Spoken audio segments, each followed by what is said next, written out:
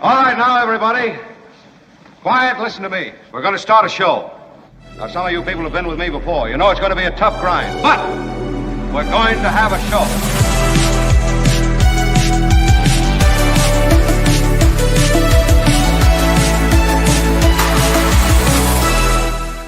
Good morning, good afternoon, good evening, and good night, wherever you are around this magnificent globe we call Earth. It is such a pleasure to have you join us.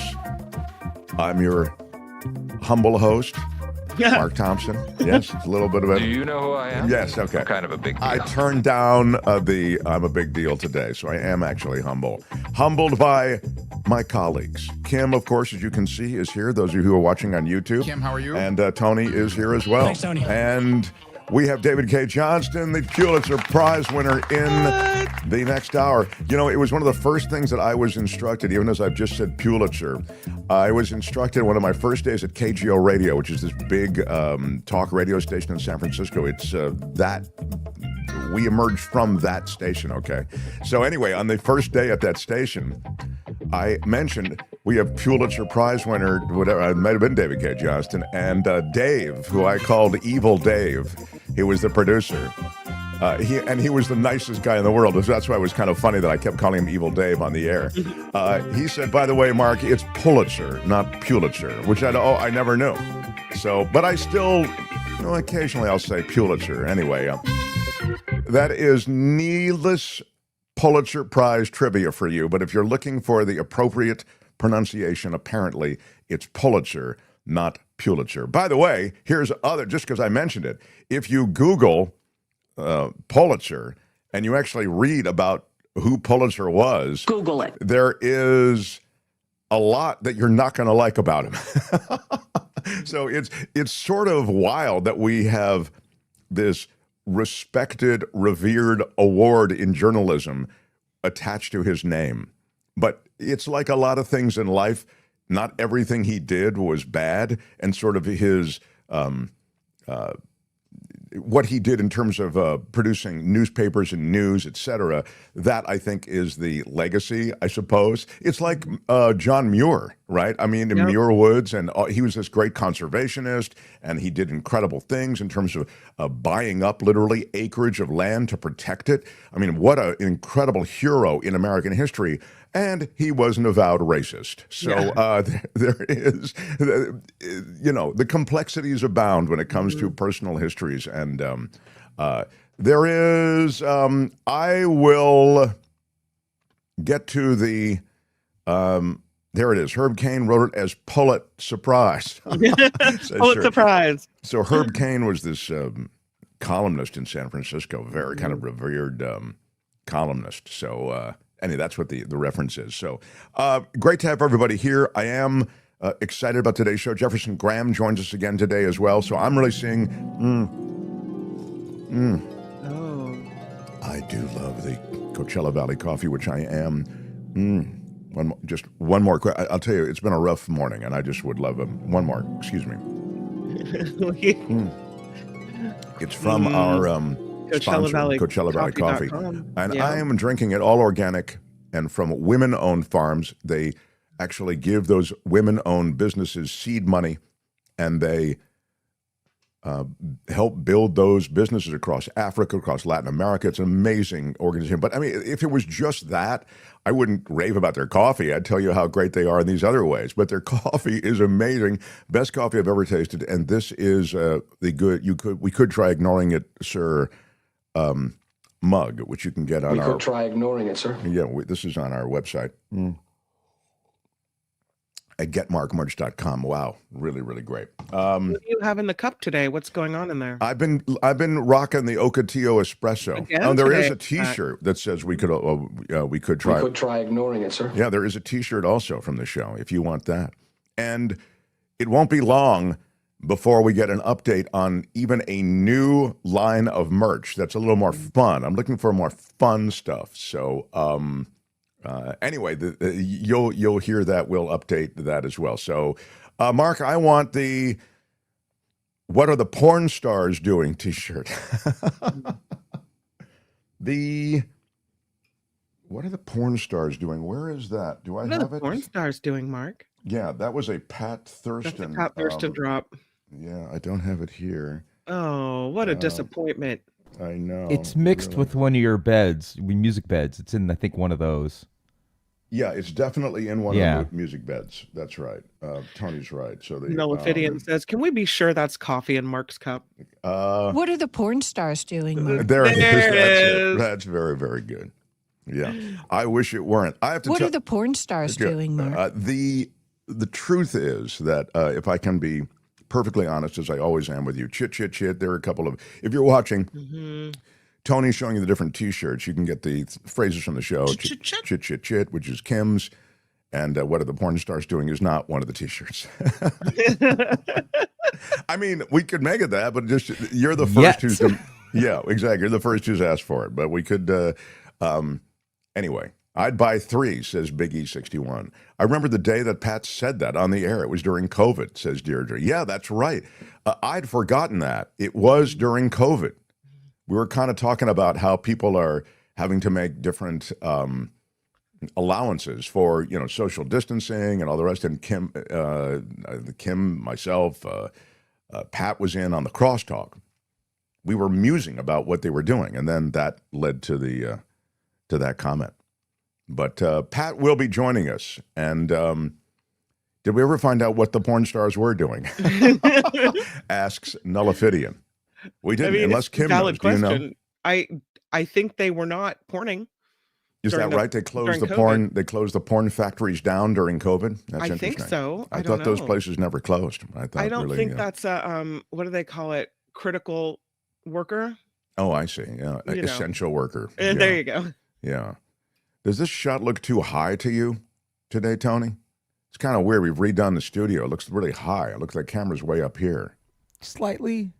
Not too bad. I can lower it a little bit. Better? No? Okay, sure. Whatever. Okay. This is the kind.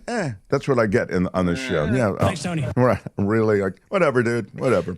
I can see your face. I can hear it's your voice. YouTube. We're fine. It's YouTube. It doesn't matter. Mark, please. Let's not get caught up with that kind of thing. The audio sounds good. Yeah. So that's my Thompson show.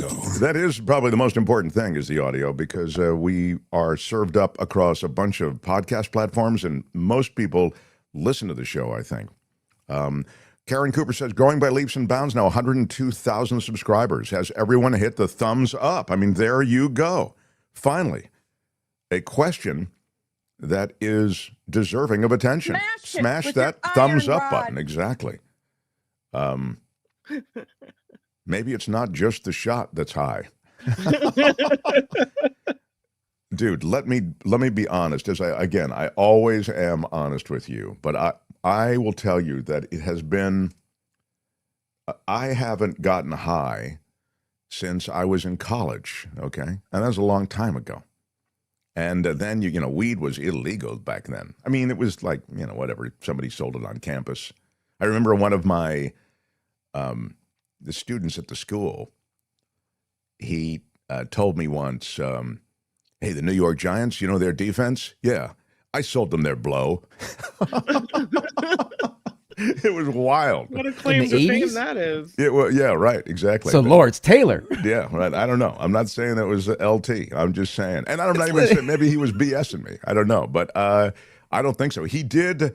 I remember his name, and I'm not going to give you the name, but he did not survive. Like, that guy wasn't around the next semester. So there were some guys who got into the outfield. I missed the lady drop. Unhappy with the show. Oh, yeah, that's Shirley. Yeah, Shirley is, just because we got off on these drop things, we used to play these a lot on the show. Shirley is this. Yes, I'm very unhappy with everything I've heard today on your show. Now, that call into the station we were on actually came into the show before us, okay? But when I heard it, I told the producer, go grab that if you can, because I love that drop, and we will run the hell out of it. And we used to run at the top of the second hour all the time as part of our rejoin music. But yes, I'm very unhappy with everything I've heard today on your show. Yeah, it was just perfect. It was just perfect. Shirley. Yeah, and her name is Shirley. It really is her name.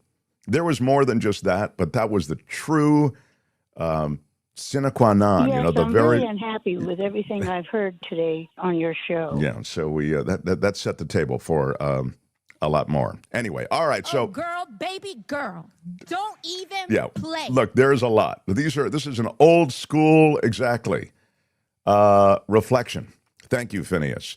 Thank you all for being here. A lot of regulars, and I appreciate all those who come here and are new. We are a live show Monday through Friday, 2 to 4 in the East and 11 to 1 in the West.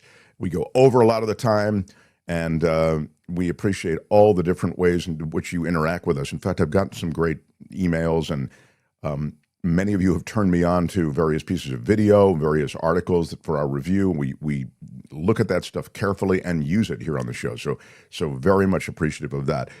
There is a lot going on in Washington, and some of that I'm going to park until the second hour with David Cay Johnston, but I do want to... The Mark Thompson Show. I do want to mention that there is a major funding bill. This is the budget bill endorsed by our Lord and Savior, Donald Trump, and that is going to be something that there'll be a fight over. I'll get to that in a second. I'd thought that there was a bizarre billboard that showed up in the San Francisco Bay Area.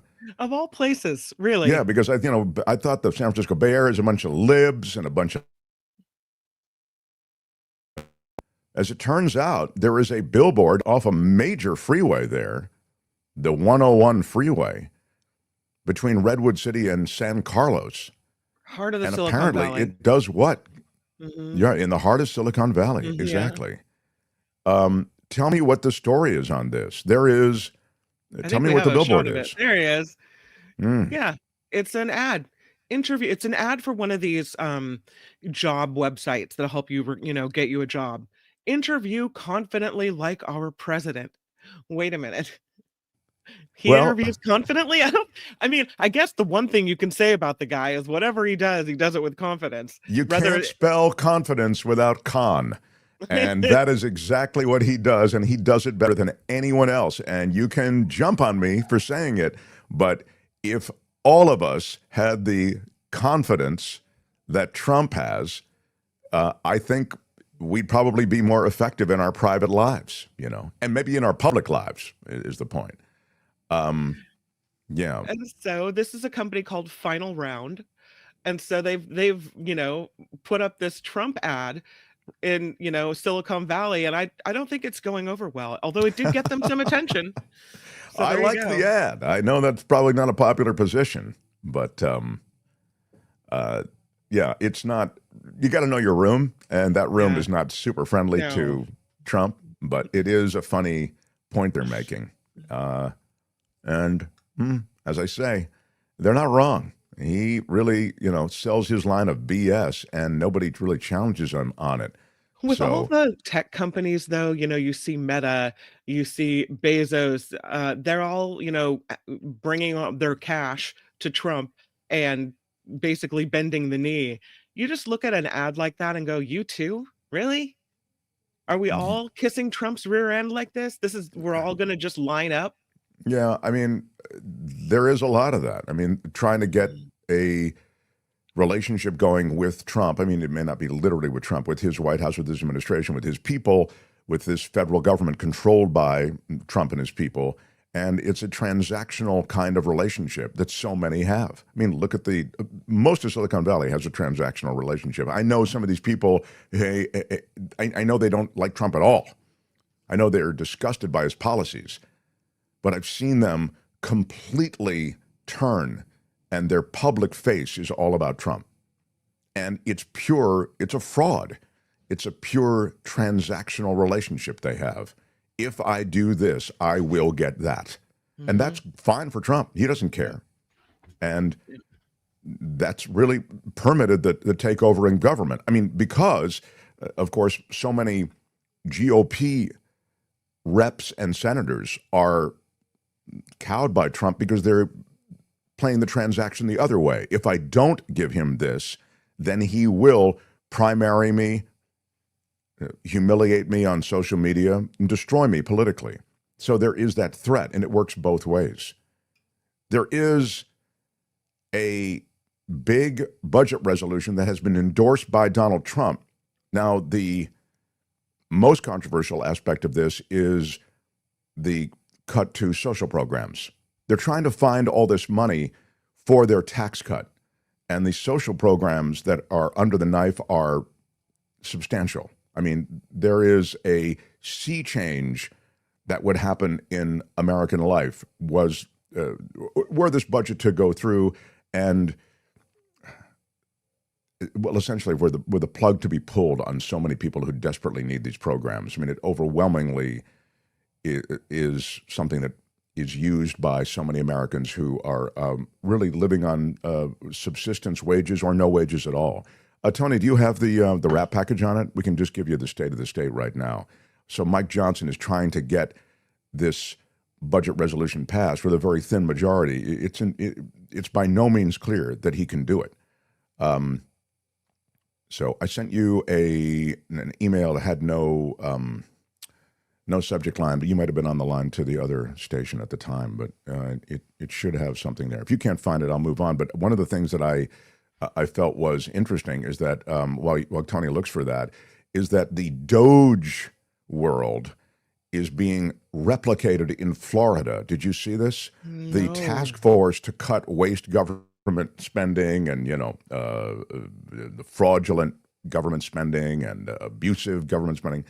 It's all BS, right? We've seen it. I mean, of course there is that in any series of government agencies you can go through. And if you actually were to evaluate, you'd be able to perhaps find abuse, fraud, waste. But the idea somehow that you could just walk in and just start torching things and you're going to be cleaning up waste, fraud, and abuse, that's absurd. It's reckless. It's a wanton destruction of government. And that's what you're seeing at the federal level through Musk. But this isn't the point of, I just wanted to, against that backdrop, explain that now Ron DeSantis is doing that in Florida. He has his own Department of Governmental Efficiency, or Doge. It's a task force, he says, with the aim of scrutinizing spending at state universities and government. The statewide, again, Florida version of Elon Musk's new federal agency will be established to, quote, further eliminate waste within state government, save taxpayers money, and ensure accountability in Florida. Quote, Florida has set the standard for fiscally conservative governance, and our new Florida Doge task force will do even more to serve the people of Florida. Quote, it will eliminate redundant boards and commissions, review state university and college operations and spending, utilize artificial intelligence to further examine state agencies to uncover hidden waste, and even audit the spending habits of local entities to shine the light on waste and bloat. They have cut government spending since 2019. They've cut in Florida the number of state workers. They already have the lowest number of state workers per capita in the country. So this is, it's always interesting to me also when people, and this applies on some level more to Florida maybe than the feds, how people in power say, I'm going to, maybe it does apply to the feds, just thinking about it, I'm going to establish this new branch of government and government oversight, and they're going to try to root out waste, fraud, and abuse. So wait a minute. You're going to hire more people to fire more people? Is that what you're doing? That's exactly what they're doing in Florida, and that's what's happening at the federal level, although more to the point, I think at the federal level, you have a recklessness about the whole thing, and they're not even really rooting out waste, fraud, and abuse, right? I think it's just... SP as he says it perfectly. Waste is just code for anything we don't like. Right. It's not waste. We're not talking about the, what is however much $5 million ashtray kind of waste in government. We're talking about just things you've decided you don't like. And that could be teaching Black history in schools. We don't really need funding for that. We don't like that, right? It could be whatever you've decided that we don't need. And it might not be wasteful to me or you, but it might be wasteful to Trump or DeSantis.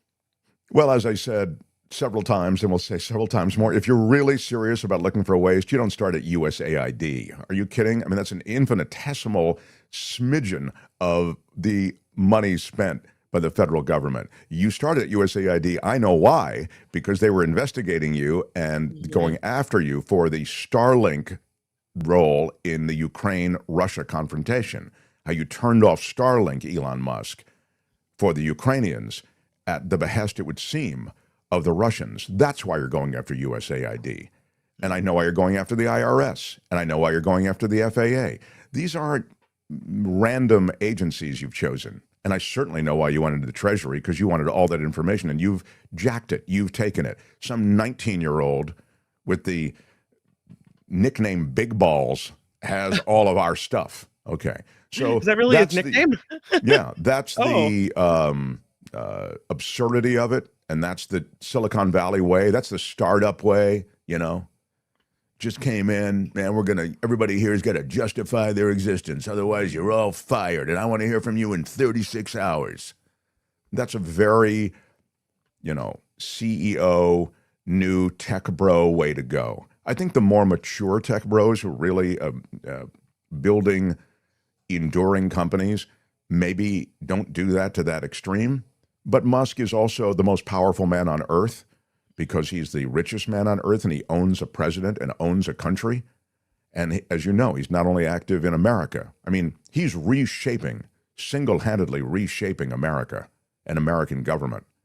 But the other thing that he's doing is he's involving himself in European affairs and political affairs as well. So he's really going for, it's almost a Bond villain type role that he has. But it's laughable that he now wants to have AI go over everything. Isn't that right, Kim? He wants, instead of, there isn't a careful review of people's roles and how there are government efficiencies here. He's now just jacked a bunch of data and literally going to have AI go over it. Isn't that right? It's these emails that he's asking people to list the 5 things that they accomplished, right? First of all, the Office of Personnel Management said it's voluntary. You don't really have to do it. And then Trump doubles down and sends, not Trump, Musk. See, we get them confused. Which president do I mean? Sometimes they're interchangeable. Yeah. Musk sends another letter and says, no, this is actually true. It's the second ultimatum. I do mean business, and you will be fired if you don't send the message. And then we find out what he's going to do with these messages. He's going to take them and feed them into AI. And AI will look at the 5 things you've accomplished last week or last month or whatever it is, and determine whether or not that's worthy of you keeping your job. So it's not even a real person looking at what you've done and being able to discern, oh, this is important, this is whatever. It's AI who, God hope that works, because we don't know. Crazy. Well, AI is wrong, just even if you run some basic queries through AI, like Google-type queries. It's wrong 20% of the time or something like that. There'll be facts in there that are not accurate. If you Google me, but you do it through AI, you'll get a lot of facts there that are right and a lot of facts there that are wrong, because there are other people with the name Mark Thompson. and that messes with it. So anyway, my point is simply, if it's wrong that often, there's a lot at stake. And the idea somehow that you could evaluate these emails from people, and that's sort of like, it's a reapplying for your job. It's disgusting. It's really objectionable. And it's likely illegal. I don't really understand how we ended up here, except that nobody's calling this out. It's really the president who was elected by the people. Okay, just stay with me. I know some people are going, no, he wasn't. It was okay, but he's president. Mm-hmm. And he brought in his buddy. Who is this guy? He's his buddy.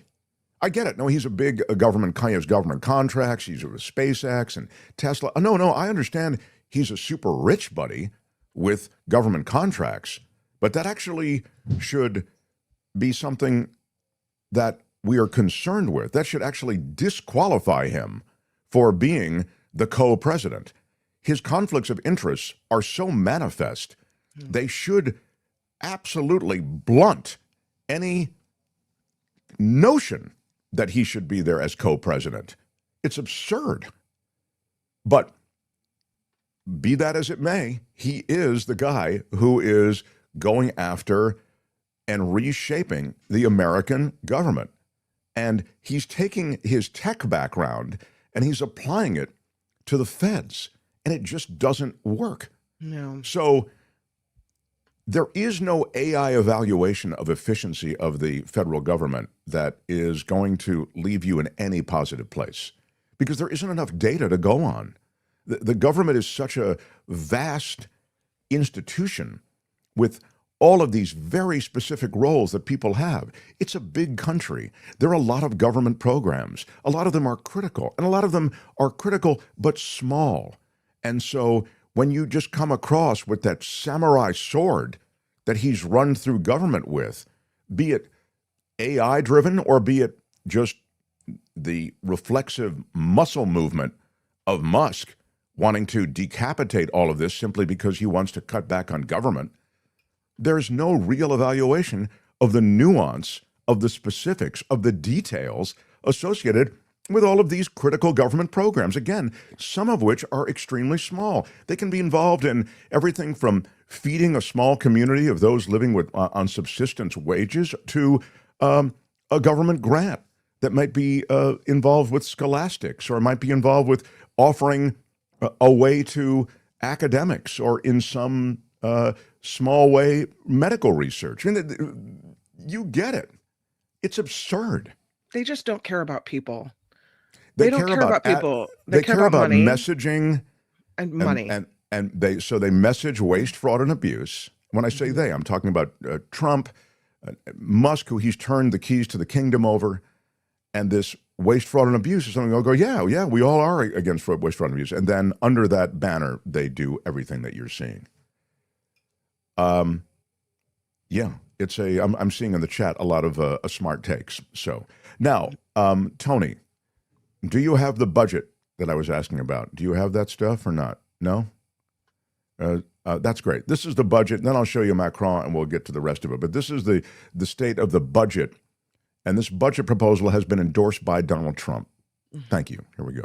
It is the moment of truth for House Speaker Mike Johnson and Republican leaders on Capitol Hill. They are working to get President Trump's legislative agenda across the finish line.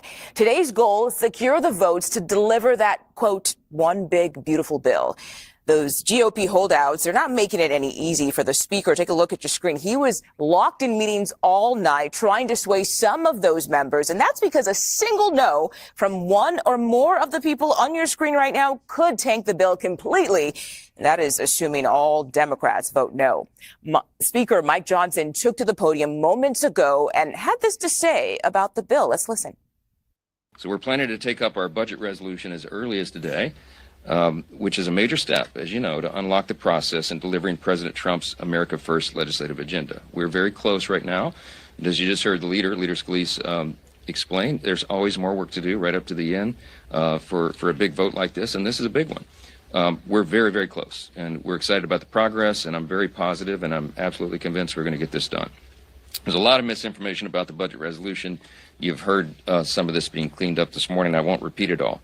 But this resolution itself contains no policies. It is a framework only, and it's the product of months and months of work completed with the input of over 95% of the individual members of the Republican conference. We held dozens of listening sessions. We met with nearly every member of the conference multiple times, and truly this has been a bottom-up approach to the process. So we're proud of the final product, the work product, and again, it's sort of the kickoff in what will be a four-quarter. Yeah, that's I guess that's the spot they dropped in. But Uncle Russ says this, vote for the bill, that is, vote for the bill, and it could tank your career. Don't vote for the bill, and it will tank your career. They really do kind of leave these guys, I'm talking about Republican legislators, at gunpoint to some degree on this stuff.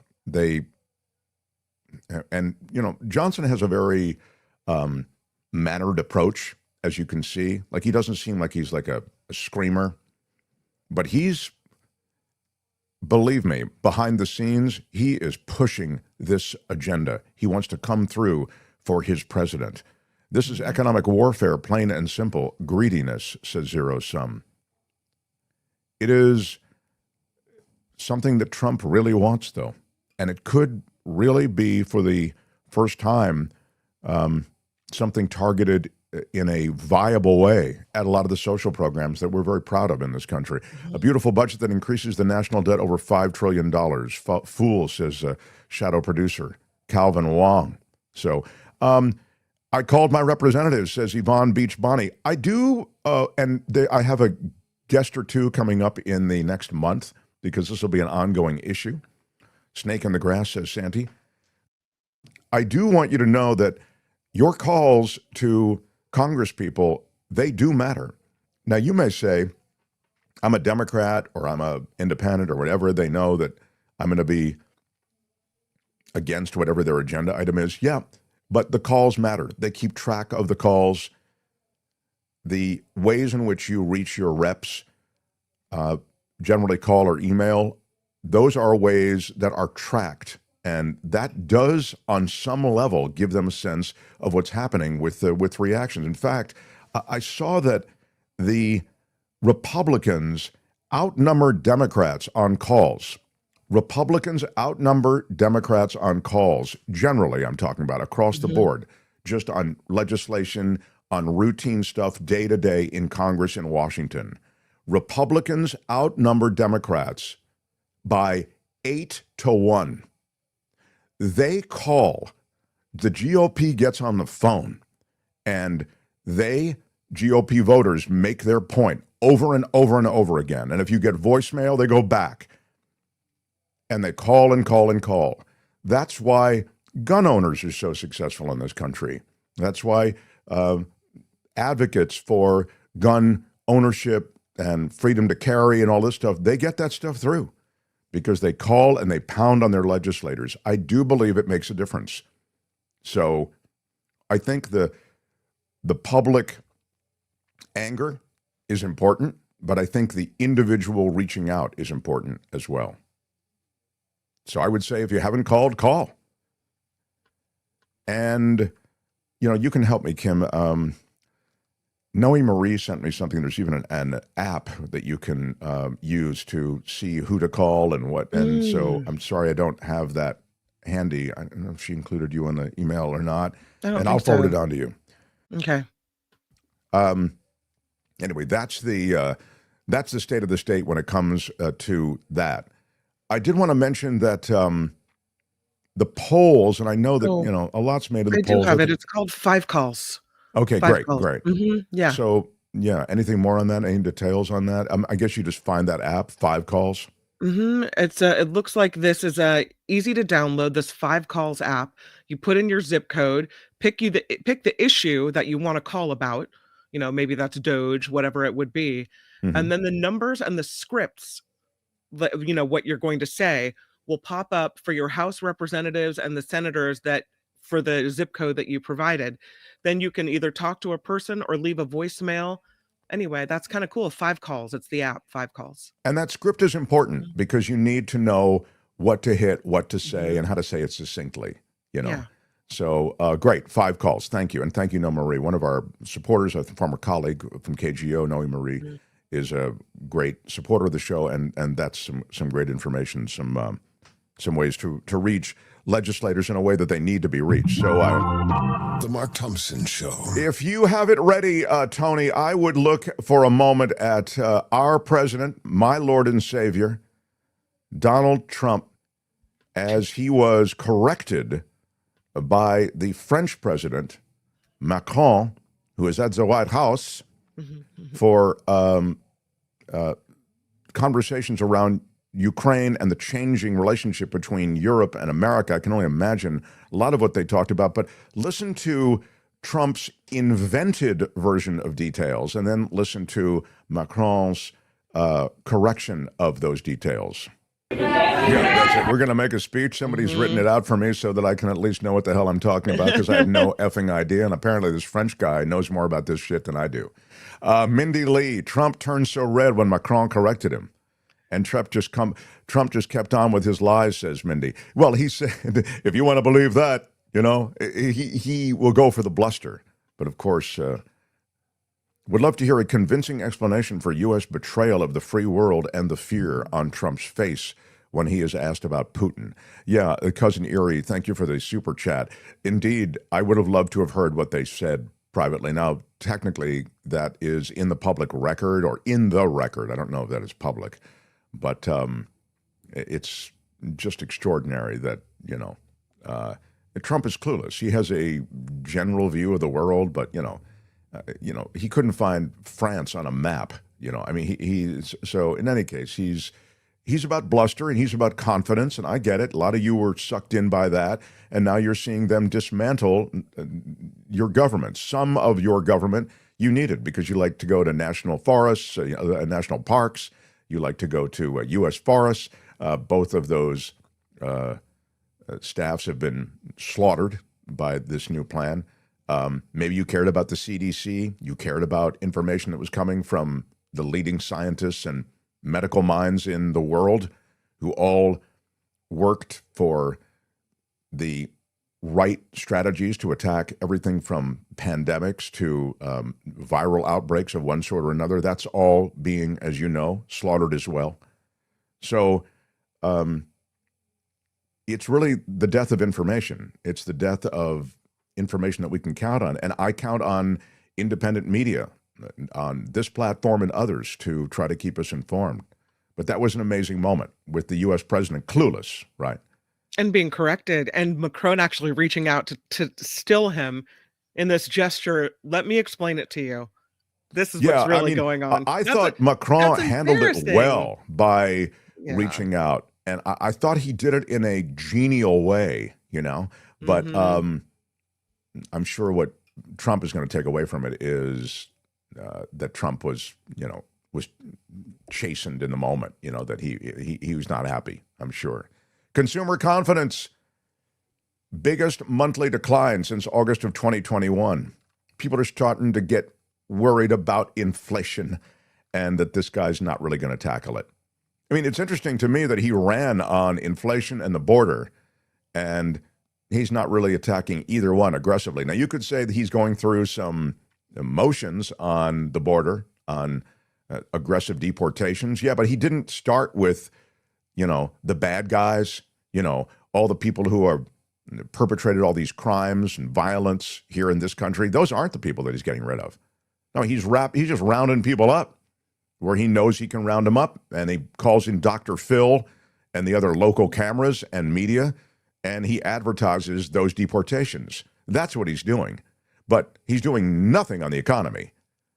And now economic jitters are showing up across a lot of people, and enough that in surveys, the consumer confidence levels are dropping. I mean, substantially. Latest evidence comes from the Conference Board's Consumer Confidence Index for February. It was released just this morning.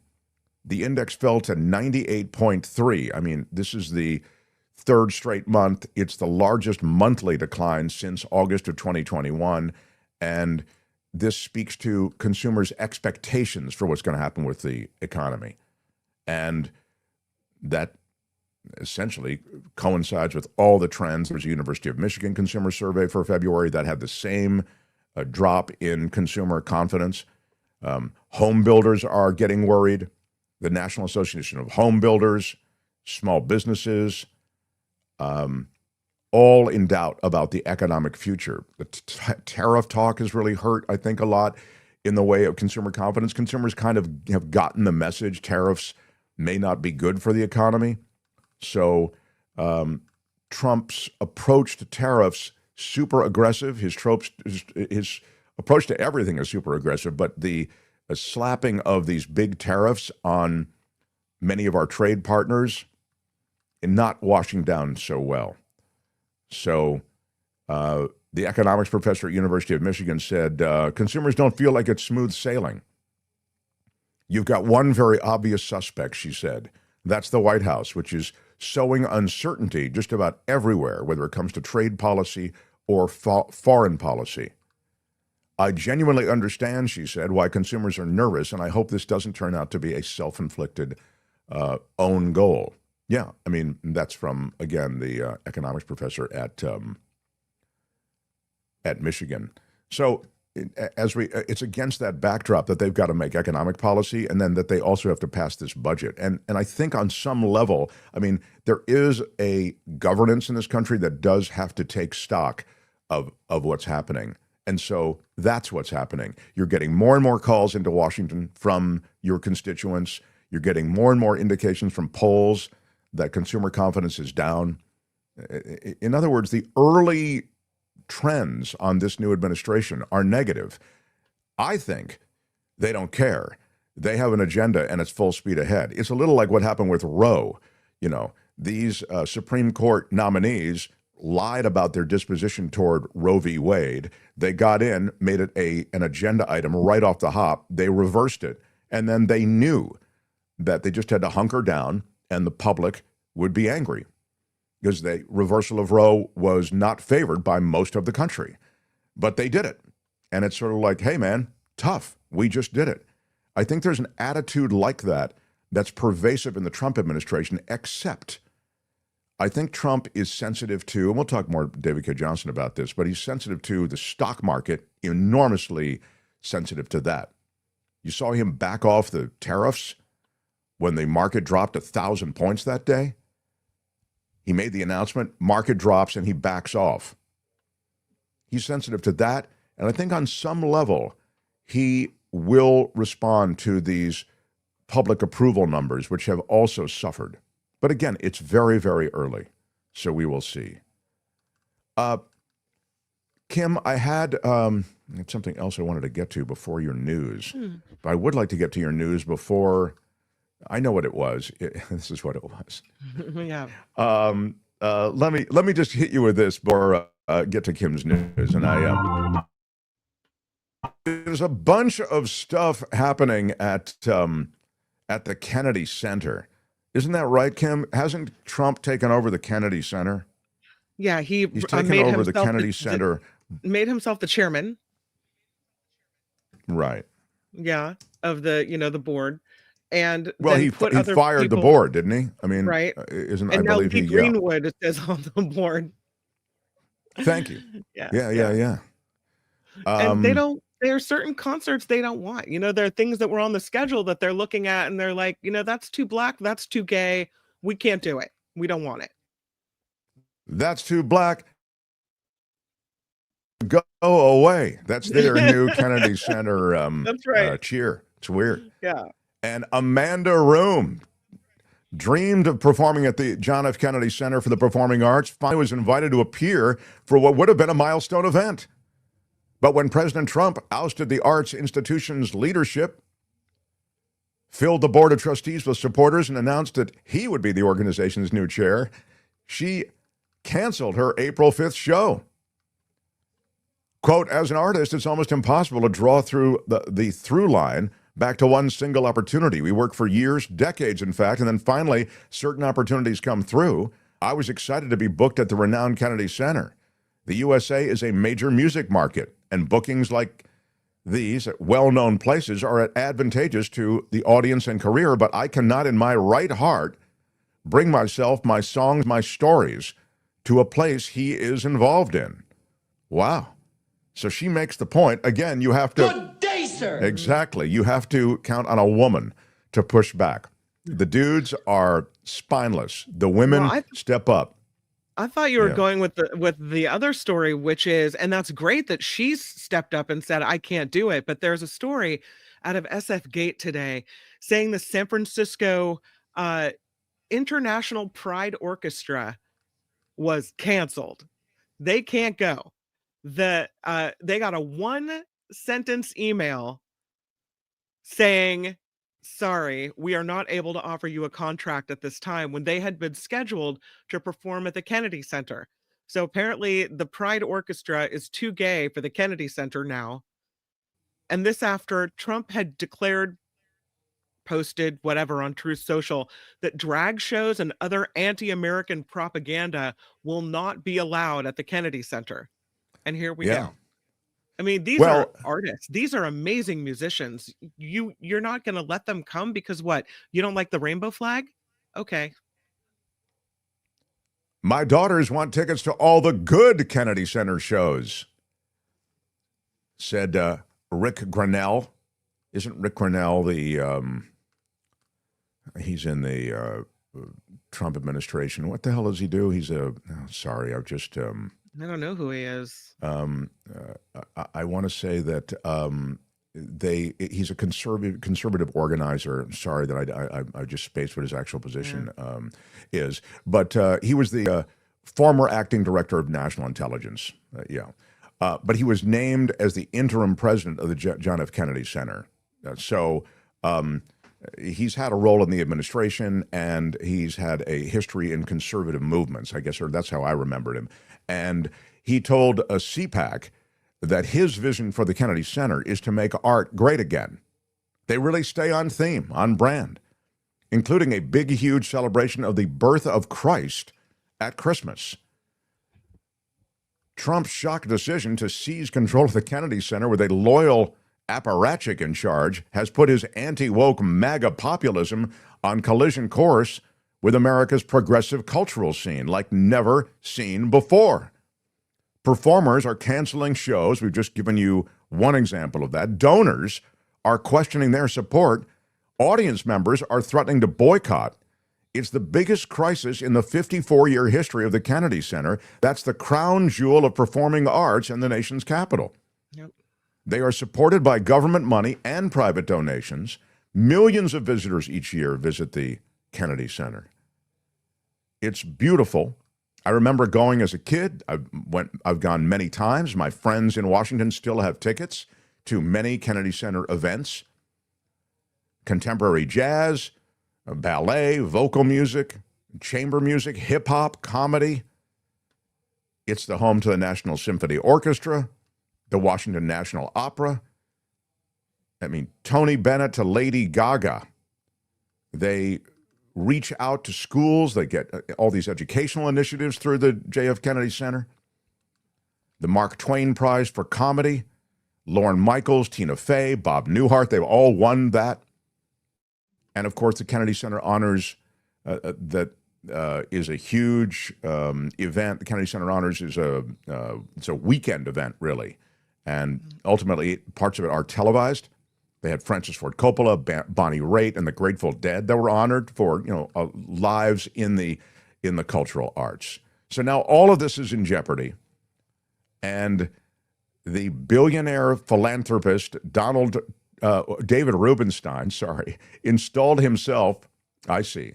I'm reading from this piece, and I'm distracted. So earlier this month, as we mentioned, Trump ousted the billionaire philanthropist, David Rubenstein is his name, and installed himself, Donald Trump, to preside over the board.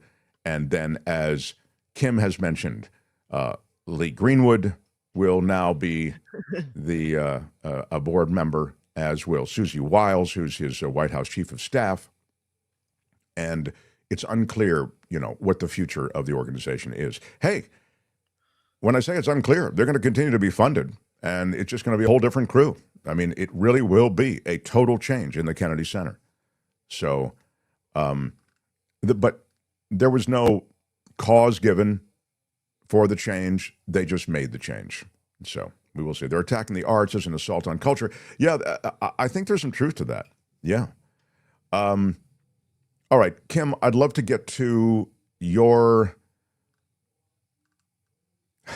news, but I want one other piece of video that I just remembered we had. And I get on the Mark Thompson Show. I get on the air and I forget. This was a video that ran for 30 minutes, I believe, at the NLRB. Is that right? At the National Labor Relations Board, or maybe at the Department of Labor, one of the two. I feel like it was one of those places. But in any case, somebody hacked into the system, and on all the monitors, this is in a government building, you see an AI-generated image, and we'll share it with you now. This is a video that ran on a loop for 30 minutes inside a government building before they spotted it.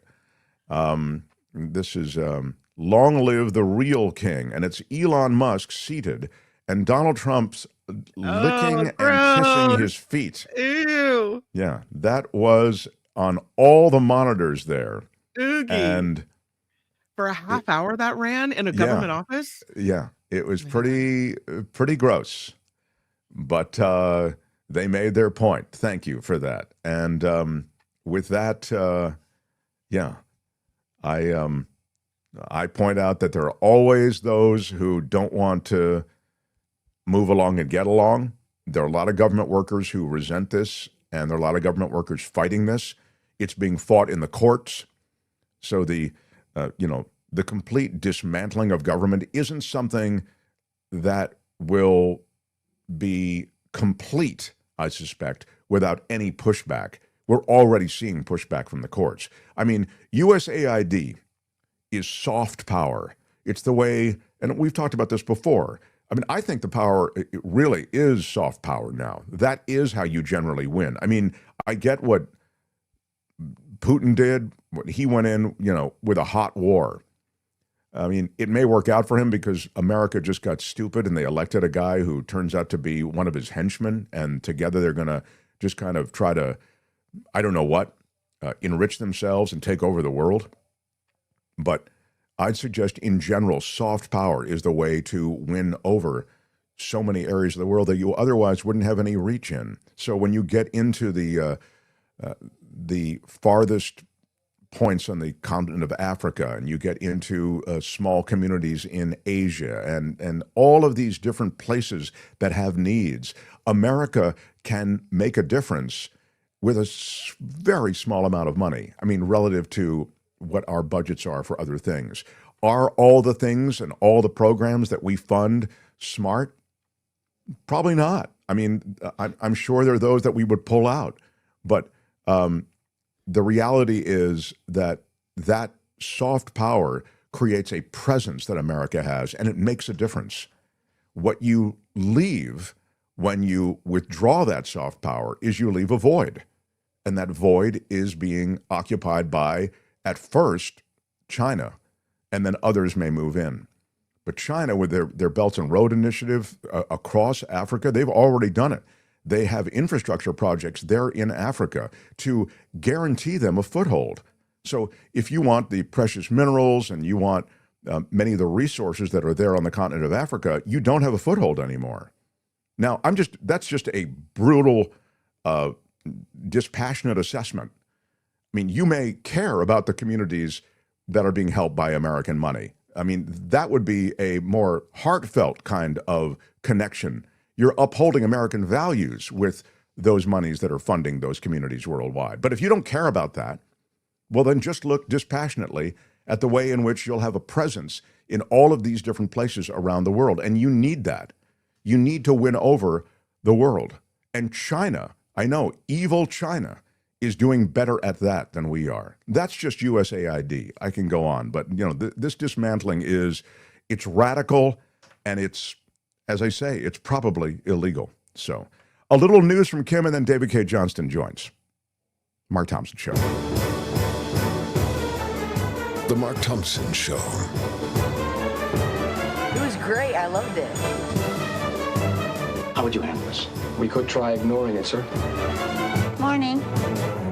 You cannot say you love your country. Where are my weed smokers at? Stay at home and get baked.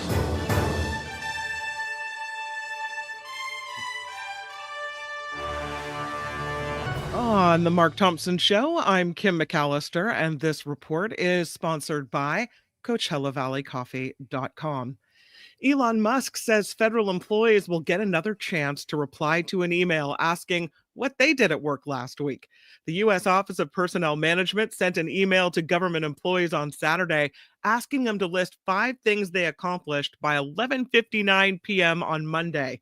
In a post on X last night, Musk said, subject to the discretion of the president, they will now be given another chance. The failure to respond a second time, he said, will result in termination. The U.S. House of Representatives may vote on President Trump's so-called big, beautiful spending bill today. House Speaker Mike Johnson will try to put his party's budget resolution to a floor vote. He admits the passage is uncertain, though. The resolution contains Trump's spending priorities and tax cuts, but a handful of swing district Republicans are actually opposing the bill's planned spending cuts and how they'll affect social programs like Medicaid. The White House says the large bruise on the back of President Trump's right hand is from shaking hands. The bruise was visible during Monday's visit with French President Emmanuel Macron. The White House press secretary Caroline Leavitt said the president has bruises on his hand because he's constantly working and shaking hands all day, every day. The bruises on Trump's right hand have been visible on at least 2 other occasions last year. He promised in an interview in December to release his medical records. So far, he hasn't done so. Yeah, I will he'll say release his medical records. He'll release his plan for something to replace Obamacare. He has his own infrastructure bill. It's all going to be released next week. But the bruises are probably. I'm not a doctor, which will come to a shock to many of you because I know I speak with great credibility on medical issues. But, when they give you blood thinners, which are very common these days for various heart issues, the bruising is extraordinary. You see bruising all over the place. I'm guessing it's just that simple. You used to see the same bruises on Mitch McConnell. He also had some other issues, though. But this bruising, a lot of our older boys and girls who are on blood thinners, that you can pick this up. I'm guessing this actually may reflect what is true, what really happened, that he's shaking hands, and maybe it does, because you bruise at the very simplest kind of contact with things. So I don't know. He's known for a really rough handshake and the push and the pull. Yeah, so, he goes into it. It's almost like a wrestling match, these handshakes he does. And so it doesn't surprise me that he comes away injured because he's trying to, power down for dominance, I guess. I don't know. Yeah, David Cay Johnston, who is just seconds away here, will speak to that. I think he's always been that way, Trump. Like he wants to win the physical confrontation first, and then we'll move on to the rest after that. Go ahead. People toward him and back and forth, and so a little bruise on the hand, that's because he gets into handshake fights, right? Yeah, maybe. Right. Elon Musk. We certainly saw him get into a hand fight. He got into one just with Macron just the other day. Right, yeah. Exactly. Elon Musk will have a seat at the Trump administration table. The White House confirming Musk will take part in President Trump's first cabinet meeting on Wednesday. Musk will provide an update on how all the cabinet secretaries are identifying waste and government fraud. The tech billionaire serving as a special government employee while running the Department of Government Efficiency. I was reading a story that he's also only allowed to work for 130 days. So what position he'll be given, if any, after his 130 days are up? We don't know. I mean, please, only allowed. You're allowed to you won the presidency. You're allowed to call in your buddy who has had no background check, no kind of official clearance, not even an official title. And you just give him the keys to the kingdom. He goes to Treasury, IRS, USAID, FAA. It starts firing people. I mean, but he's but 130 days, he's out. No. I mean, if they want him longer, he'll be there longer. I mean, this is so wildly illegal that it's almost quaint to think of these things that they throw up at the last minute to say, well, he's only got 130 days. He's not bound, it would seem, by any sort of regulatory device. The Trump administration wants to shake up the White House press pool. Today, White House spokesperson Caroline Leavitt said that the administration will now welcome new voices as well as traditional legacy media outlets. She says part of the push to expand access to the press briefing room means the White House, not the White House Correspondents Association, will determine who gets access. That's a different thing. There's debris from the deadly Palisades fire that continues to turn up on Los Angeles area beaches. County officials say ash, pieces of metal, and burned wood are among the items that have come ashore in recent days. From beaches to Malibu to the South Bay, beachgoers are being warned, stay away from certain beaches off the Malibu area coast because of the debris there, which continues to be a big problem. Authorities say people need to watch out for this debris because they could be injured by large pieces of metal or wood, that type of thing. Jon Stewart says he's an idiot after he injured his hand during Monday night's episode of The Daily Show. The comedian smashed a mug during a monologue about the Department of Government Efficiency and Healthcare. The broken pieces cut his hand, leaving it bloody, leading to gasps from the audience, not gasps. The audience's reaction, Stewart said, "It's fine," with a smile, and he later showed his bandaged finger during an interview with the guest on the show. Yeah, It's just I just an idiot. Speaking of the fires, though, there's this woman who was wearing a Palisades Strong t-shirt who's now behind bars on suspicion of looting a home badly damaged in the Palisades fire. Her name is Karen Masty. She was arrested on Friday. Police say she stole several antiques from this property. First, she was spotted by the homeowner who had returned to his property to pick up some belongings he'd set aside. But he said he found some of those items missing, then saw this suspicious vehicle in the area. Matsy was arrested after fleeing about 35 miles north to Santa Clarita. The CHP said they found her in possession of some of those stolen items. I mean, some of the things that have accompanied that entire conflagration. I mean, we've shown you the pictures of the fake firefighters who go in and loot a lot of these residences. It's pretty low rent, but it happens in too big a way. This report is sponsored by CoachellaValleyCoffee.com. We love the tea over here at this house. Mark loves the coffee at his house. CoachellaValleyCoffee.com. Please enter your code MarkT at checkout to get 10% off at CoachellaValleyCoffee.com. Yeah, I'm drinking the Ocotillo espresso, and it is delicious. I might send some to David Cay Johnston, come to think of it. I realize I haven't sent him any. Absolutely. He's giving you a big thumbs up. He needs some coffee. God, I send stuff to David Cay Johnston occasionally, and I feel like it doesn't necessarily land. What do you get, David Cay Johnston? Now I just realized it's right in front of me this whole time. That's right. Coachella Valley Coffee. It's the best coffee on earth. Use our discount code, though, as Kim says, because it will get you 10% off. CoachellaValleyCoffee.com. Mark T at checkout for that discount. Right on. I'm Kim McAllister. This is The Mark Thompson Show. The Mark Thompson Show. All right, everyone. So much to talk to with this guy about. So love our Tuesdays because they bring in a Pulitzer Prize winner, a multi-best-selling author, one of the co-founders of DC Report. And DC Report, he just has posted a fascinating piece that we'll talk to him about. And now he's a professor at Rochester Institute of Technology. How about it for the great David Cay Johnston, everyone? Hello, Mark. David, thank you for being here as always. Yes, we will talk about Doge. We'll talk about legalities and sort of the overreach of Trump. But you have a new piece up at DC Report, which is about the war on information, the war on the press, and First Amendment rights. Can you get into that at least initially here, please? Well, George Orwell taught that you need to control information if you're going to control a society. And so a week ago, Donald Trump banned the Associated Press, one of the largest news agencies in the world, an American nonprofit, from the White House because it refers to the Gulf of Mexico as the Gulf of Mexico. And Donald Trump said that he will bar them from the White House until they say Gulf of America. Well, a Trump-appointed judge, Nathan McFadden, has held a hearing yesterday in which he said he didn't think the AP could win this case and get the court to order that AP be allowed back into the White House. That is an astonishing development because clearly the First Amendment is being used to punish, in violation of the First Amendment, to punish the AP. The President of the United States has long argued, as a private citizen and in his first term, that you shouldn't be allowed to write things about him unless he approves of them, which is about as dictatorial as it can possibly get. Worse, in this hearing, the U.S. Attorney for the District of Columbia put out a statement in which he describes his office as being Donald Trump's lawyers, not lawyers for the United States of America, which is what the Justice Department is, but Trump's personal lawyers.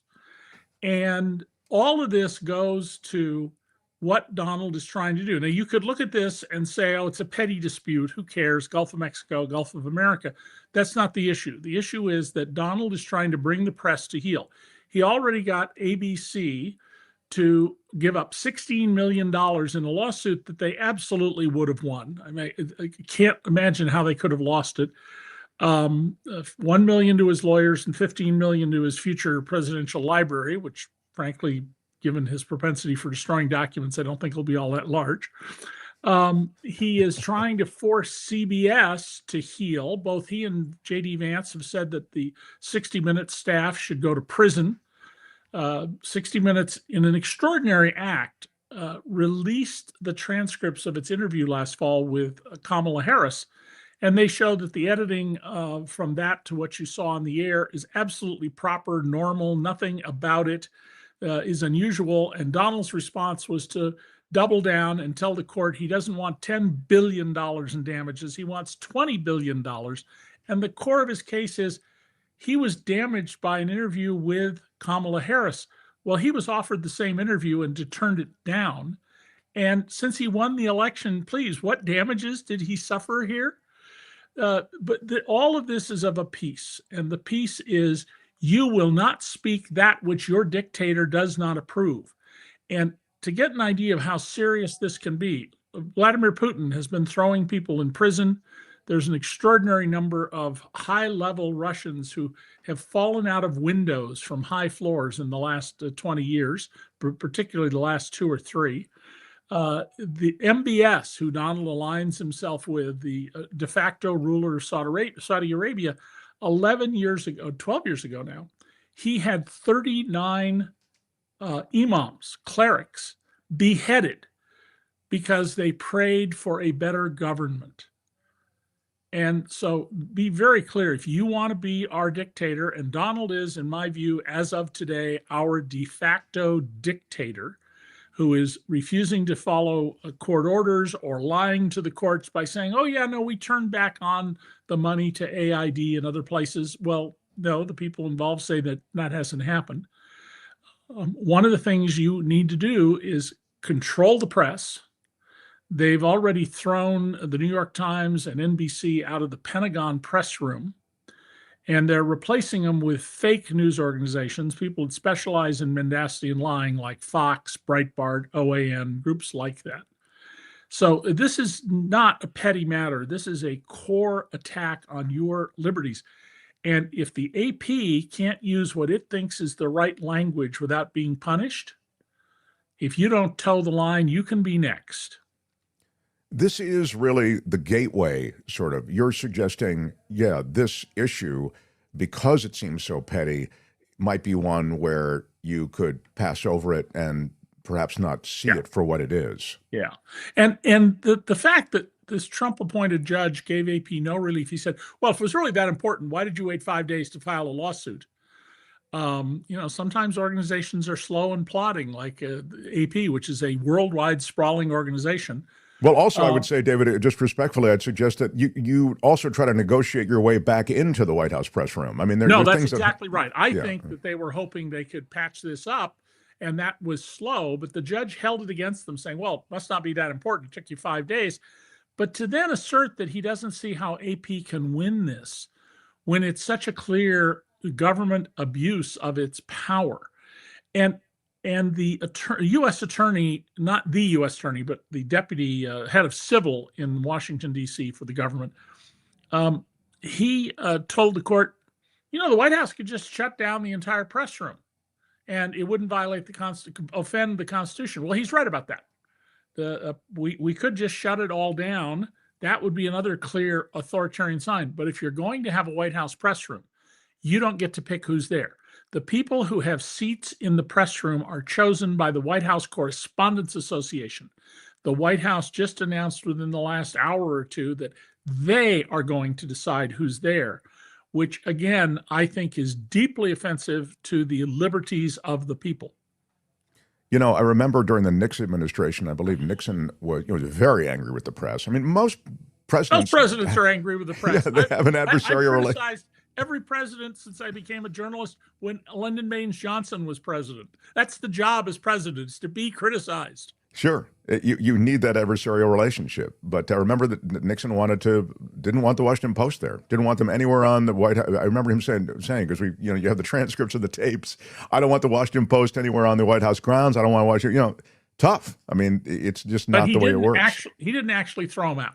No. I'm saying he said that was his desire, but he was bound by rule. So, I love hate to hear you say this is our de facto dictator. I love it of course, I hate it because you hate to think that America has fallen to this dictatorial instinct of this guy who they elected. But I love it because I like that it's being called out. We called it out here on this show as a coup the minute that Donald Trump began to just run afoul of every kind of regulation and law that was pertaining to his ability to shut down government organizations and dismantle entire institutions in government, as they're doing. But what I've gotten emails on is about something that you said on the show repeatedly, and I also invoked your warning in talking about this, and this was the bloodletting that's happened at the Pentagon. So yeah, Pete Hegseth carried out this purge of top military officials. Right. I just had a little listed of Chairman of the Joint Chiefs, the Charles Q. Brown, the Admiral Lisa Franchetti, the Chief of Naval Operations, and the Vice Chief of the Air Force, General James Slife, as well as all the JAGs of the Army, Navy, and Air Force. They oversee the military code of justice. Right.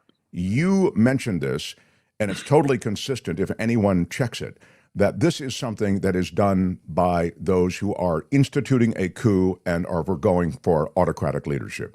Right. And this is one of the classic steps of replacing military officers who are apolitical and loyal to the Constitution with toadies who are loyal to you. And why do you get rid of the JAGs? We have Army, Navy, Marine, Air Force lawyers in combat zones, because a commander wants to do something, and it's the responsibility of the officers around him to go to the JAG and say, is this legal? Can we do this? Does it comply with American law, with treaties America has signed, which are the law of the land? And once you put lawyers in who will say, yeah, you can go do that, you can now commit any atrocity you want, and you can, in fact, as Donald has said he wants to do, use the American military against the American people. So these are deeply disturbing signs. What I find troubling is this isn't appearing in the mainstream news. It's not on, I mean, the firings are on the network news, but there's very little coverage about what this means. It operates on the assumption that everybody knows that. And that's a terrible assumption. I mean, how many Americans know this simple but crucial fact to our democracy? Grunts and sailors take an oath to follow the president's orders and defend the Constitution. Officers only take an oath to defend the Constitution. And the head of the Joint Chiefs, who Trump fired, and the Joint Chiefs are not in the line of command. They're the advisors to the president. They are not in the order of command. He was the guy who figured out how to break up ISIS in Syria. If you go read the profile of him that was, I don't know if it was in the New York Times or the Washington Post, but it is a stunning profile of an extraordinary military mind who has done incredible things during his career. But let's remember that, you know, one of Trump's top people said not all that long ago, I think during his first term, that you have to have white men in charge or else you won't have competent government. And so they fired the woman head of the Coast Guard, the woman head of the Navy, a black general, and then a white general who has spoken in favor of the idea that the military should have a deep understanding of different cultures. And if you keep going down the road Donald Trump is going down, here's where you end up. The Iranian Revolution in 1979 caught the U.S. government by surprise because we didn't have any people who were Iranian, who were spoke Farsi to any significant extent. We didn't have people in the country, and you certainly got to send somebody who looks like you or me to go gather intelligence, and that's where Trump is going.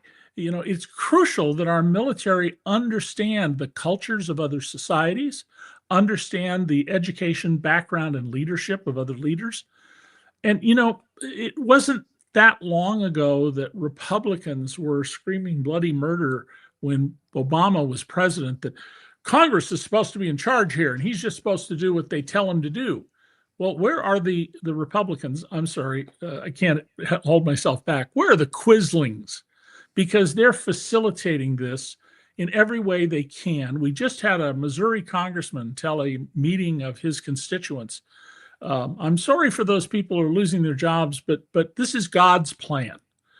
furthering this idea that Donald Trump is God's agent, if not God incarnate, as a few people have argued and created art about. And he got immediate feedback from his audience. His office is now saying, well, they were Democratic activists or something, but the people shouted out they were Mark Republicans. Alford from Missouri, exactly. Yeah. And this one woman shouted out saying, "Not our God, we're Christians." And I thought that was just the perfect response. I don't know what God you're following, but he's not a Christian God. Yeah, the loss of their jobs is part of God's plan, is what Alford said. I mean, it's just incredible, the audacity of that. But that he got pushback is good. And I do want to visit this issue of pushback with you, because one can feel helpless, especially given a lot of what you said in terms of the dictatorial instinct of Trump. Tell me how public pushback manifests itself in this sort of configuration where they're taking away all of the legal ways in which you can push back. Well, one of the things you can do is find out when your congressperson or senator is having a constituent meeting, a town hall, and go. And even better, organize with other people with questions you want to hit the congressperson with. So when they try to deflect, somebody else is prepared to pop up and say, wait a minute, you didn't answer that question. And somebody else says, yeah, what are you afraid of? Answer the question. And somebody else says, don't you dare leave this room without answering that question. So you need to do a little coordination. What I expect will happen after a while is what we saw a few years ago, where Republicans just stopped holding town hall meetings because of the criticisms that they were getting, because they're so out of touch with many of their constituents. But that's one thing you can do. Secondly, let's assume you have a solid blue Democrat congressperson. You should also go and be all over them saying, what are you doing to protect the liberties of the people, and be tough on them. And don't hesitate about how Donald Trump now has aligned America with the Kremlin, a hostile foreign power that has nuclear weapons pointed at us, and which is helping the Iranians build a nuclear bomb. That's outrageous. Congressman Ted Lieu, who's a California Democrat, said either yesterday or Sunday, in response to a question, America used to stand against the axis of evil. With Trump, we've joined it. And I think that's a very smart, soundbite-sized comment. If I knew how to clip TV things and cut it down to just that, I would have posted it on DC Report. Yeah, but I actually like that I think is literary and poetic almost, but I actually like your pitch better, which is, just so you know, Putin has nuclear weapons that are pointed where? At us. This is your pal, Mr. President. This is a leader who is helping Iran build a nuclear weapon that will be pointed where? At us and our allies, sir. So the idea I actually like your takedown. I feel it's more, anyway, whatever. We can argue about what's there is different. One more aspect to that nobody should miss, and that is by Trump siding with Putin on the war in Ukraine, by telling the Ukrainians, you have to give us half your mineral wealth to repay us for what we did. I mean, imagine if we had done that in after World War II. And by his other steps on behalf of Putin, one of the things he's doing is telling President Xi, you should feel more confident about invading Taiwan. You should feel more confident about building more artificial islands in the South China Sea so you can close off navigation that isn't done with your permission. This is enabling this. It's enabling any dictatorial impulses or de facto actions in other parts of the world, and we will rue this, if not today, somewhere down the road. I am astounded at the way the GOP has been so easily cowed. I mean, I guess they fear the public humiliation of these incredibly elevated social media platforms that Trump controls, along with anything Trump says, of course, is going to be elevated, but along with Musk. And then the ability that Musk has to primary them. I mean, he's talked about it openly. Apparently, that's enough to get the job done and to clear the way for Musk and Trump to take charge. One of the reasons I call the Republicans who won't speak up Quislings is this fear that they'll lose their position in a primary race. More than 1 million people died for this country. I grew up watching my father slowly die from what happened to him in World War II. He'd been what passed for a celebrity chef in the 40s and early 50s. And as he got worse and worse and worse on his way to dying, that was my experience growing up. So I have a fairly strong emotional feeling about identifying with enemies of the United States and acting on their behalf. And what Trump is doing here is treasonous. Now, you cannot commit the crime of treason unless we are at war. And we were last at war in December of 1945 when the last belligerent surrendered to us. But what he's doing is on the cultural level, a social and political level, is just outright treasonous. He's inviting Putin to the White House, which will increase his standing at home. And it's Putin, by the way, who needs to stop the war. He has 800,000 casualties so far. In World War II, we had 400,000. He's losing soldiers at 1,000 to 1,600 a day. The Ukrainians are losing far fewer because of their very smart political tactics. And he is literally now dependent on donkey-drawn carts to bring food and medicine and weaponry to soldiers at the front. So if the Europeans would step in with a much bigger level of support, they can stop Putin. Putin desperately needs the United States to help him from this disaster. And of course, every solution creates a new problem. So if Putin is utterly humiliated, as I hope he is, we don't know what will happen next. The guy next in line most likely to replace him is worse than Putin. Yeah, you've noted that before. I mean, Russian politics is kind of filled with a rogues gallery. I want to ask you, just because you mentioned it a couple of times and you mentioned it in print and explained it, but maybe you can explain it here also. The Quisling reference is an interesting reference that you use. My grandmother was a full-blooded Norwegian, and Quisling was the prime minister during the Nazi occupation who worked with the Nazis to identify and kill loyal Norwegians. There's a very good movie out right now on, I think it's Netflix, called Number 24, about one of the young men who was a leader, basically the leader of the resistance, and some of the horrible things that are necessary when you're a leader of a resistance, which can include having to kill members of your own group because they're no longer loyal.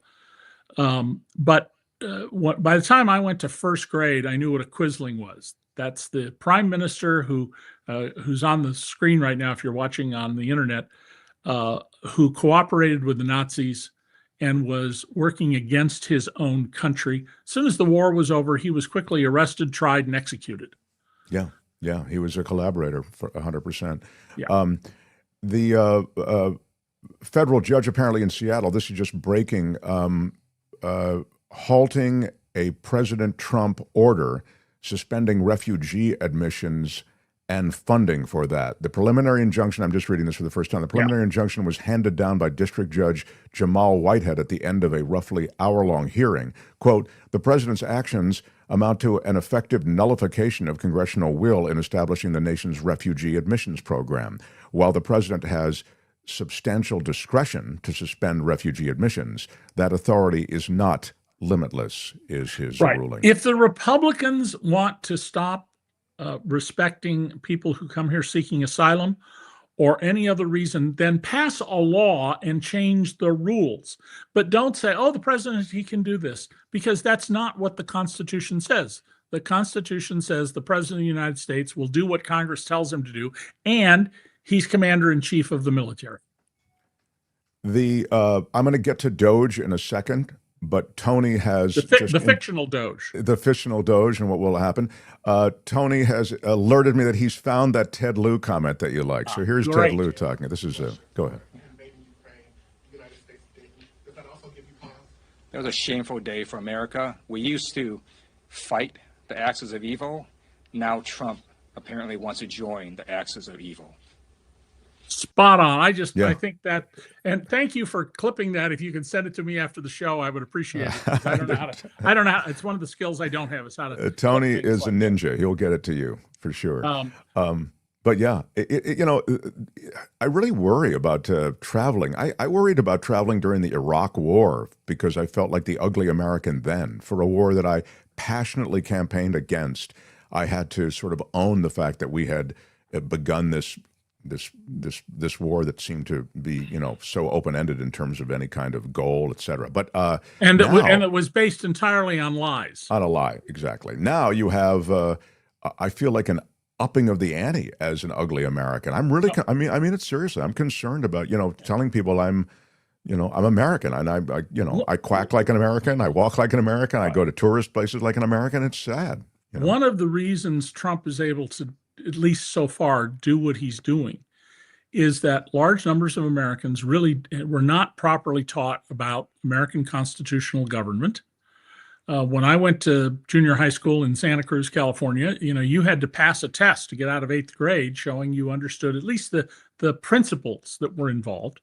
I talked to young people all over the country and high schools, lecture groups and things. And I often ask them some basic questions. How does an idea become a law? Oh, the president just orders it. I've literally had college students say that. And secondly, this serious decline in reading skills in America has to be connected to this.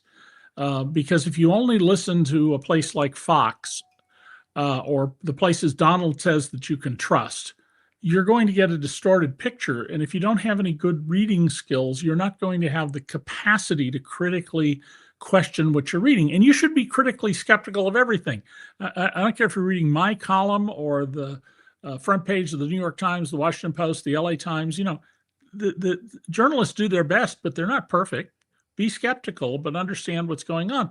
But if you're relying on places like Breitbart and Fox and OAN, these people are in the business of lying to you, of distorting for commercial gain. And because they don't have broadcast licenses, we can't touch them. On the other hand, Donald wants to take away CBS's license because it does broadcast over the air. Yeah, I mean, well, he's threatened all these news organizations. He's threatened licenses across the board, not just CBS. Right. I think ABC and NBC are looking at a lot of the same thing. They feel like they're looking down the barrel of the same threat, in effect. And Mark, the audience should know, I am the only journalist in America who caused a broadcast chain, according to Forbes, the second most profitable broadcast chain in America, to be forced to go off the air because I proved that they were using what we'd call fake news today, news manipulations and blackouts to further the business and social interests of the owner. And that was broadcast because that was the way in which you could hold them to account because they were broadcast. That's right. It took 11 years and a brilliant young lawyer who'd never previously been in a courtroom. I mean, the ink wasn't dry in his law license, and he bested one of the biggest FCC law firm in the country and the best litigator in the state of Michigan.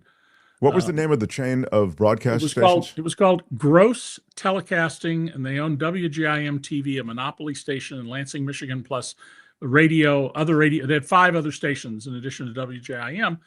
And every funny thing was every journalist in in Lansing, when I arrived there in 1973, they all knew the guy was manipulating the news. It never occurred to any of them it was a story. So after my stories appeared, the LA Times created a beat to cover the news as news. And we began to see the development of, following my work, the New York Times now has, I think, 6 or 8 reporters whose job is to write about the news media. But the time I did my exposés were a number of them. This was unheard of. You didn't report that. It's wild. Spamlet says, regarding treason, David forgets that the USA is still technically at war with North Korea. There is only a ceasefire line. Yeah, Trump's love affair with Kim is treason, he says. Yeah, no? Congress never declared war in North Korea. Truman called it a police action, a euphemism. We have been at war virtually every day since I was born 76 years ago now. But we are not. We didn't declare war on North Korea. We had a police action. Our public is stressed out, and that's why they want easy answers, says PB. I mean, I'm sure there's some truth to that, yeah. Oh, there's a lot of truth to that, and the fact that the Democrats failed in their job of looking after working people and allowed their financial status to deteriorate for the last since Reagan ended the New Deal, is a major force in this. And the Democrats supported the campaign finance laws that they thought were going to clean up politics and benefit working people, and they blew up in their face. The super rich have far more power today than they did back when we had the Watergate scandals and other scandals like it about money in politics. But they haven't done anything effective to fix it. It does feel as though the mountain to climb for Democrats is a steeper one than it is for Republicans. I mean, now the whole playing field has changed. It is, but some things will help the Democrats and weaken the Republicans. First of all, inflation, which came down very sharply under Biden, is now going back up. Right.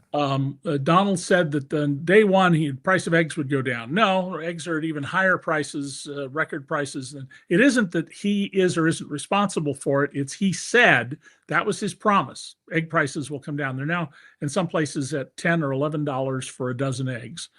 The consumer sentiment data just came out. It's the worst it's been in 4 years. And the firings of these federal employees, which has the potential, by the way, to save about, at most, 1/4% of federal spending. So it's symbolic. That's it's just disgusting when you put that percentage up against the lives that have been turned upside down, but more the government effort to make the lives of Americans and others in American policy actually something that they can be proud of. I mean, I was talking God's plan, Mark. It's God's plan for these people. I was talking about soft power in the first hour, and the real power of soft power, and how we're going to be bested easily now by China, which has the Belts and Road initiatives across Africa, et cetera. All of these firings are also going to have other effects. You know, how long it will take you to get a passport or a government permit you need, or some paperwork cleared. That's going to take much longer. The IRS are to the government the same thing that surgeons are to hospitals. They're the sales force. They're the ones who bring the money in.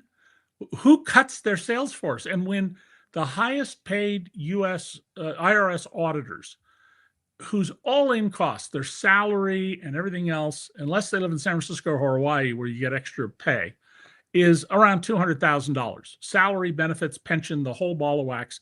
And they bring in on average $20 million each. I'm sorry, if I had a company where my salespeople are bringing in $20 million for every $200,000, I'd be hiring thousands of them until we got down to where they bring in $250,000 for their $200,000. But that's not the game here. The game here is you and I and other wage earners and retirees, we know their income, their taxes come out before they get their money. We're going to tax them. And our friends, they're not going to be taxed. And among the rich people who aren't our friends, they're the ones we're going to audit. Yeah, I mean, it's the old line, to my friends, everything, to my enemies, the law. And those who will be left at the IRS will bring the law down on enemies of Trump. Although the big thing is, as you said, I made this point when they first went into the IRS, it's maybe the most efficient or one of the most efficient institutions in Washington. And as you say, it's a revenue machine. If you're looking to somehow bring revenue, and I don't understand how you cut those, but you've explained it. When I was covering the IRS in the late 90s, I wrote about what they would be able to do if they had modern, properly done software and computer systems to identify cheaters. They use a very basic technique to do it. And if they had modern software and the computer capacity to do it, they could catch lots of people who are tax cheats. And it's now 28 years later, and they still don't have this, because every time they try to get the right money, the Republicans say no, number one. And number two, they won't allow an outside contractor. So the most they can pay a government employee, even with special bonuses and rules, is like $300,000 a year. I'm sorry, if you're good enough to be in charge of of a tax system as big as the IRS's, a computer system, you can easily make $1 million and up. So they just never are able to hire the talent. And this is saving pennies and losing millions and billions of dollars. And so what is the result of all of this? The Doge, as he's calling it, email goes out to say, tell us the fund to, in the last week.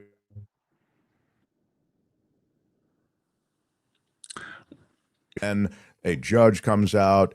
There was another, first thing that happened is there were other people who, and you'd look at Cashbet, his blood runs MAGA red, and he was saying, no, you do not have to respond to this, to his people at the FBI. He made that point. Also, I think Bondi at Justice made the same point. So you have all of these cross currents in Washington. What is the result of this this manic effort on the part of Musk to get people to justify their jobs or lose them? And is there a legal remedy or a governmental remedy? How do you handicap what's happening right now? Well, first of all, it's spreading chaos, and Donald benefits whenever there's chaos. If there are crystal clear waters, if he can muddy them, he benefits. So that's number one. Number two, yes, we have civil service rules. We have all sorts of laws and court rulings about government employment, and they're just running roughshod over these. But of course, once you've been fired, you got to fight to get back in. Third, we should be making fun of this in a way. I mean, there's a meme going around the internet. All billionaires have to explain the 5 things they did to serve the public, or we're going to confiscate their wealth, and they have till midnight tomorrow. Seen that. That's great. It's Elon Musk and his young bros. They have no knowledge of how to do audits. When they're making outrageous claims, in one case they claimed that they'd save the government $8 billion. Well, it was an $8 million contract, and they've claimed they saved money on some other contracts the Washington Post has shown were completed and are done and over with. So these are people who they'll just lie in the pursuit of untrammeled power. They have no respect for the truth, for facts, or for basic decency. Well, Musk, not to interrupt, David, but just quickly to interrupt, Musk, I thought, was lying during that Oval Office thing where he's talking about Social Security checks going out to people who were 150, 200 years old. No, well, you explained it. I mean, it was a safety. Was a lie. Yeah, I mean, those aren't checks going out. That was designed to make sure that those checks wouldn't go out to those people. Right. Yeah. And by the way, they haven't moved yet. There have been some preliminary moves in Congress, but it's very clear that they are going to try and limit Medicaid, limit maybe Medicare and Social Security. Now, you pay a special tax, a separate payroll tax for your Social Security and Medicare benefits. So taking this away will involve a big court fight. But there's no way they can get all the money they want to lower the taxes of the billionaires and the big corporations they control without taking away from the ordinary people. And that will cause not only tremendous pain, it's counterproductive. 90% of the people in this country spend everything they have coming in. And many of them are deeply in debt. And so providing more money to super rich people, money that they already have beyond what any human being could reasonably spend unless they want to gamble it away, is a policy that's not democratic.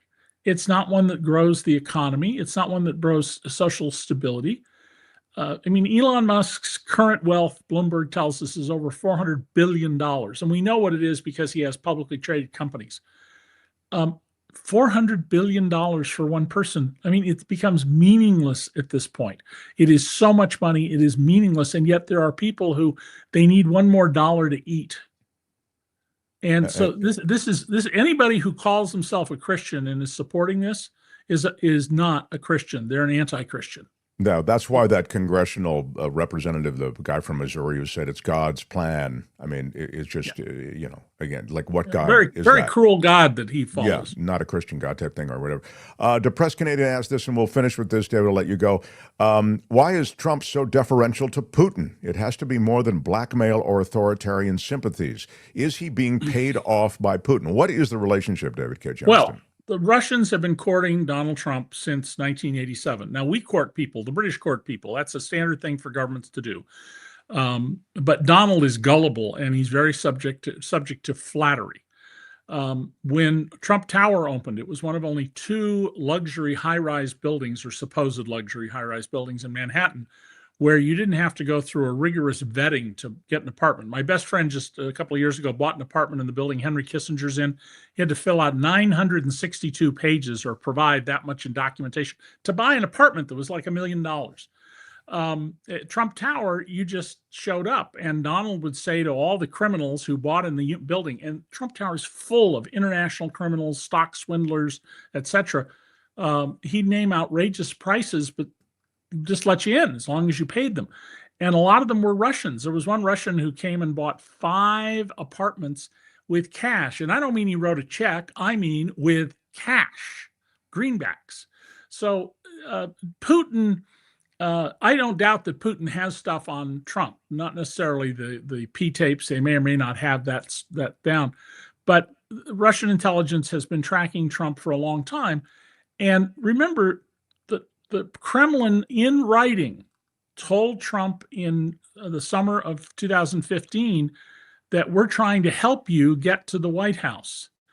And Don Jr., Paul Manafort, who was on the Russian payroll through the former Ukrainian government, and Jared Kushner had a meeting with the Russian entourage, and they've got a cock and bull story about it was about adoptions, which is just nonsense. Anybody who knows the least about spycraft knows that was nonsense. The only thing you do as a loyal American if a foreign government offers you help in an election is you pick up the phone, you call the FBI and say, I need to speak to someone in counterintelligence. Oh, and by the way, what has Kash Patel said he plans to do? He's going to eviscerate counterintelligence, which I'm sure makes the Iranians who are trying to kill General Mark Milley, the Russians, and anybody else who wants to do us harm very happy. Well, we all know Kash Patel is king, says Nevets forever. And there's a lot of feeling here in the chat that, Trump completely in the capture of Russia for many of the reasons you've mentioned. And money laundering through Trump properties is one of the things that Tammy mentions. Yes, there's been a lot of money laundering through Trump properties. And Eric Trump in 2008 said that we're getting all the financing we need out of Russia. Yeah, I mean, that should tell you all you need to know. David, a lot to cover. We covered a lot of it today. I do recommend, there is David Cay Johnston, Detroit Free Press piece.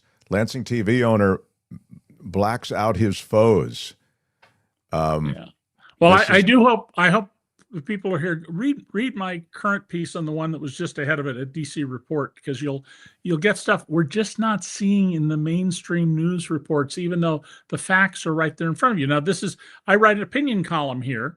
This is not straight news reporting, but I've spent more than 36 years tracking Donald very carefully, building up a huge file, and I know him from the many, many, many hours we have spent together. Who he is, and we provide links to straight news sources and stuff. Yeah, we have the link to this piece in the chat, and we'll put a link. And under DC the video. Report is free. We don't run ads. We never sell our mailing list.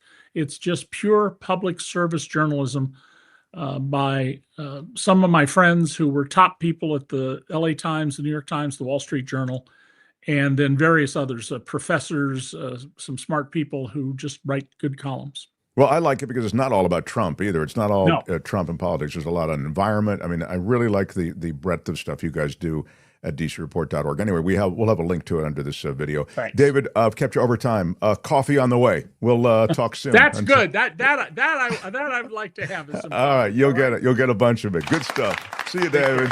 All right, David Cay Johnston. Hey, which one do you use, Mark Thompson? Use Mark Thompson.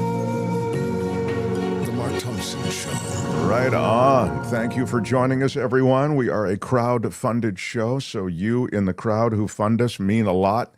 And you can join us through Patreon and PayPal. Those are our two ongoing ways to stay on the air. It's kind of an NPR PBS model where we offer the show for free on YouTube and across all of these different audio platforms, from Apple Podcast to Google Podcast to iHeartRadio and so on.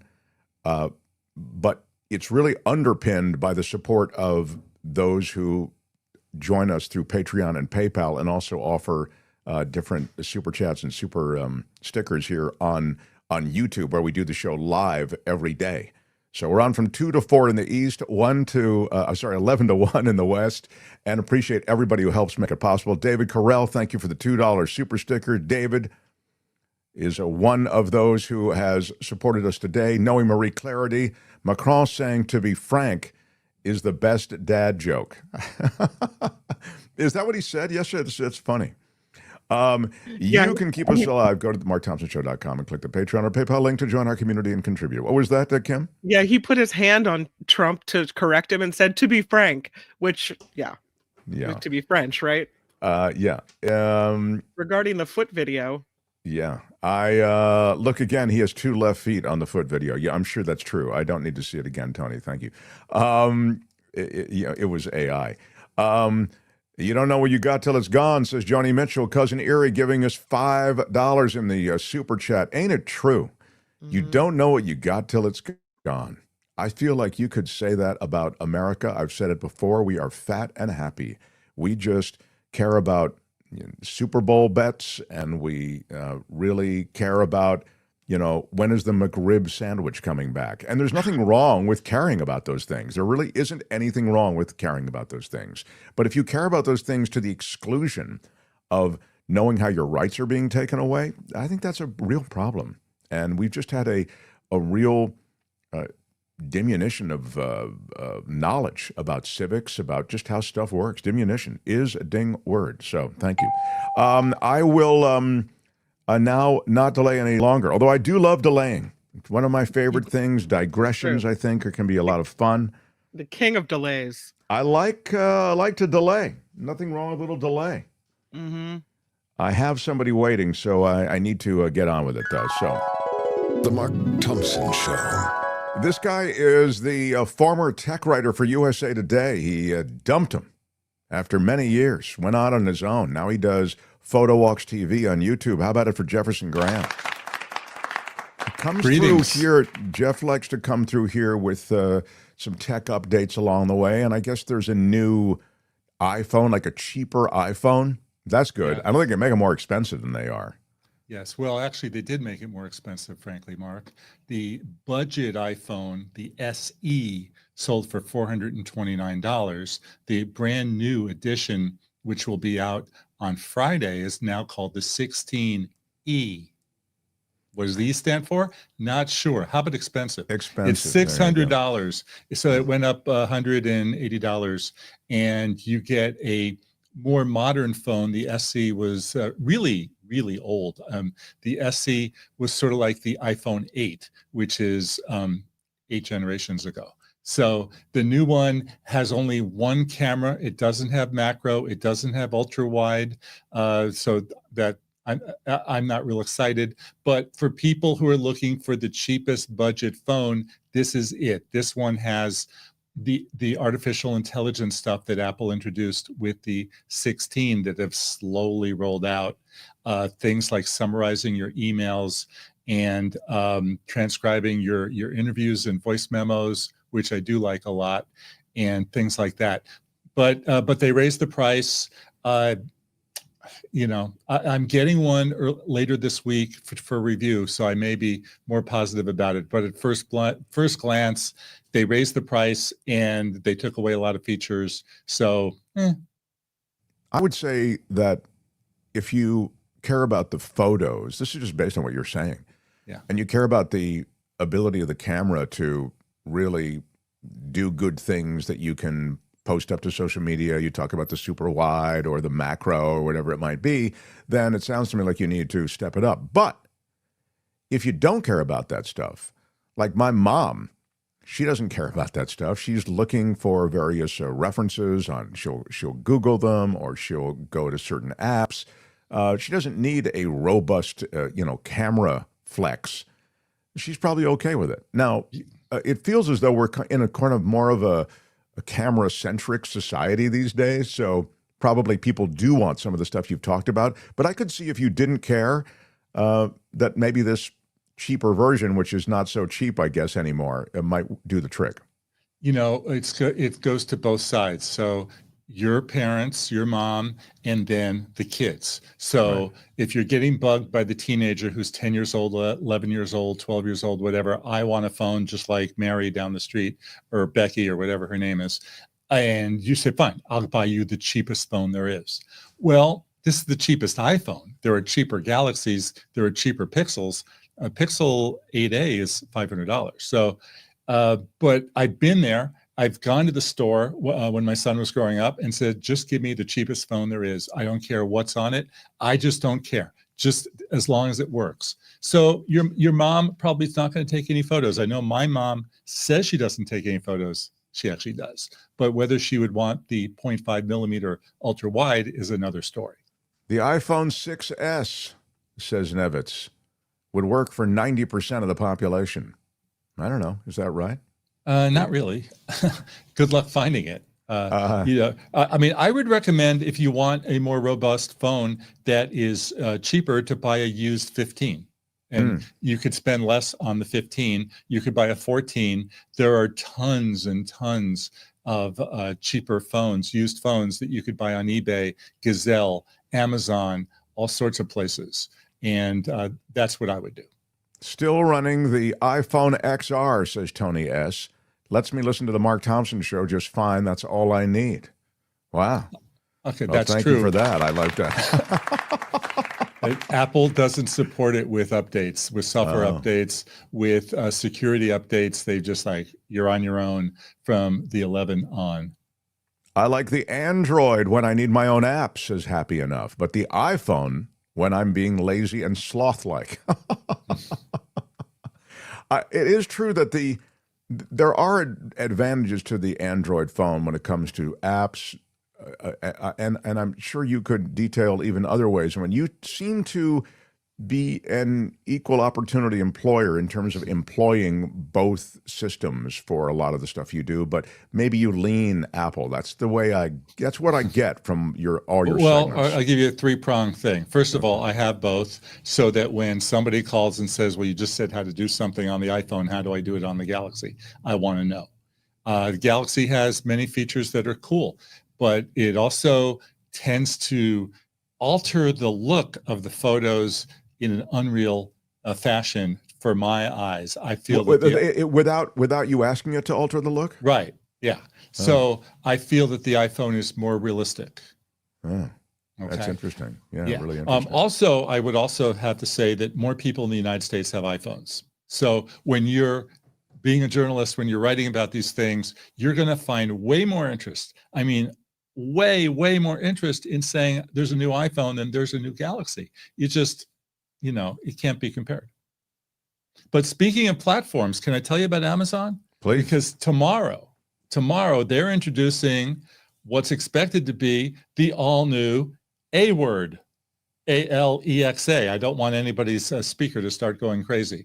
But a new, faster, more responsive, chattier voice assistant that supposedly they think is so good, they're going to charge you to use. They let you continue using the free A-word, but if you want the more responsive one, the better one, they will start charging $5 to $10 a month. I can't imagine paying that kind of money for it. Yeah. So I'm sorry, how much is it a month? Supposedly 5 to 10, as everything. 5, on 10, top of 20. On top of it, right. Yeah. But I mean, they haven't put out a new speaker in a long time. So, they could use an update. But, it was last June that Apple announced a new, chattier, more responsive Siri. We've yet to see it. Yeah. They're still working on it. So it's a lot of promises and not a lot. What's interesting to me also is the power of AI and how there's so many different AI outlets, in effect, for different kinds of queries. You know what I mean? If you were prepping a PowerPoint presentation, let's say, you may go to a different AI program than ChatGPT. You might also go to ChatGPT, but it's fascinating how just the breadth of different AI programs bring a different sort of machine intelligence to American life now. To not just American life, but to life generally. Yeah, well, the big three are ChatGPT, Gemini from Google, and Claude.ai, though I would say ChatGPT is king. They know more than anybody. Do you know, Mark Thompson, that when I ask anything, any travel information when I'm looking it up, they say, Jeff, this would make a great episode of Photo Walks TV. Oh, you that's really just want wild. You should really go there. Yeah. I have that recollection of that. For those who might have missed it, Jeff brought a podcast. It sounded like a podcast, like a real podcast with a woman and a guy speaking, almost like a radio show. They were really quite loose, and they were talking about this show that you're watching right now, that we're doing right now, and they were 100% accurate about everything, and then they spoke about it in integrated specifics in this completely conversational way. It was totally believable.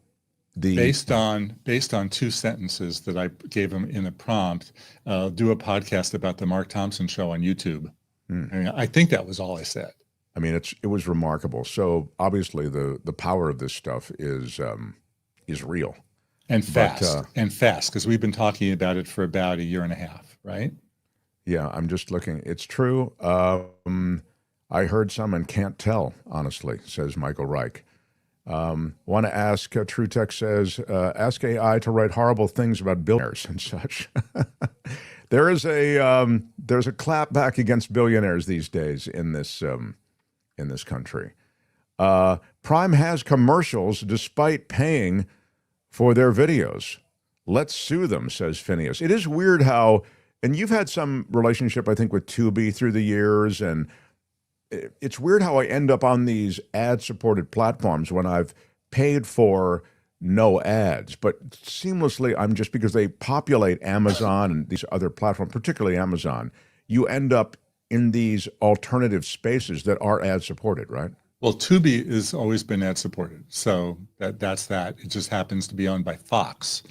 And Amazon Prime Video was always one of the perks of not free, but expedited shipping. If you pay your $140 a year, you get Prime Video ad-free until you don't.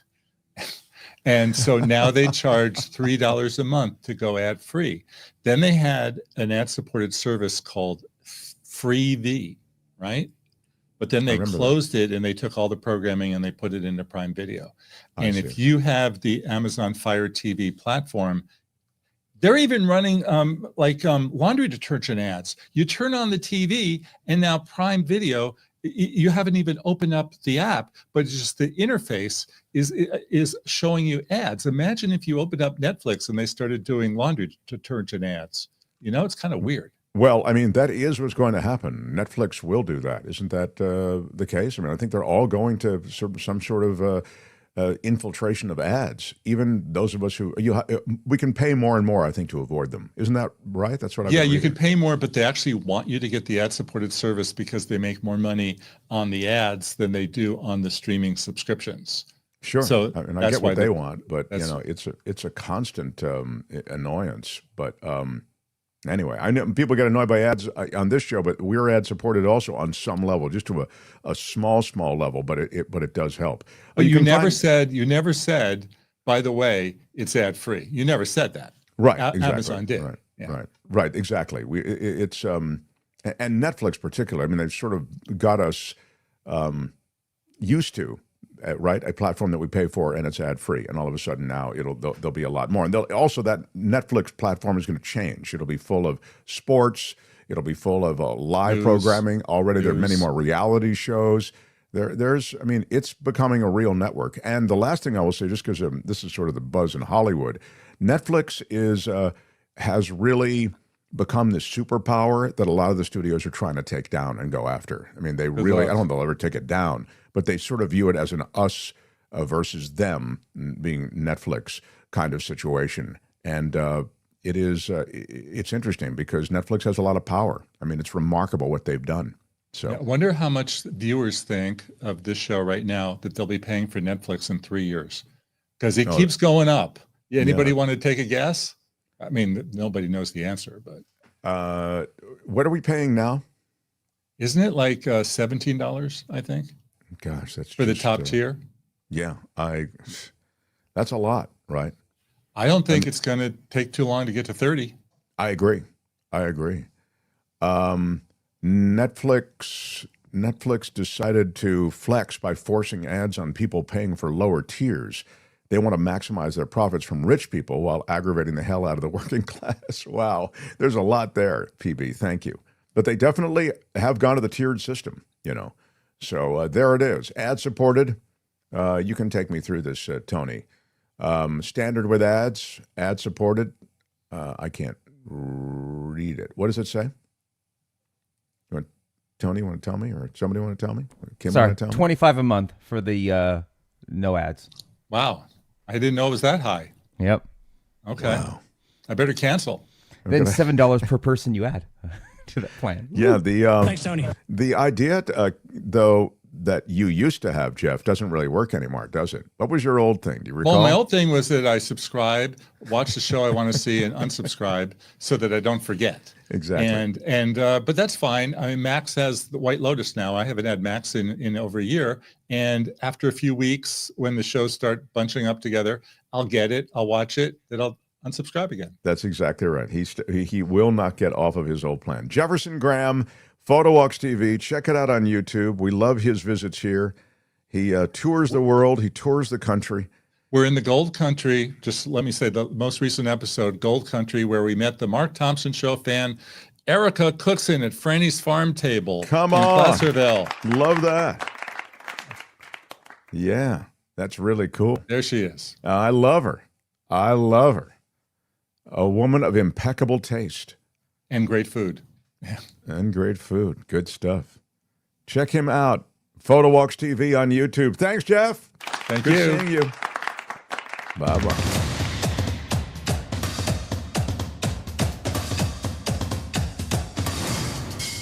The Mark Thompson Show. Who's Mark Thompson?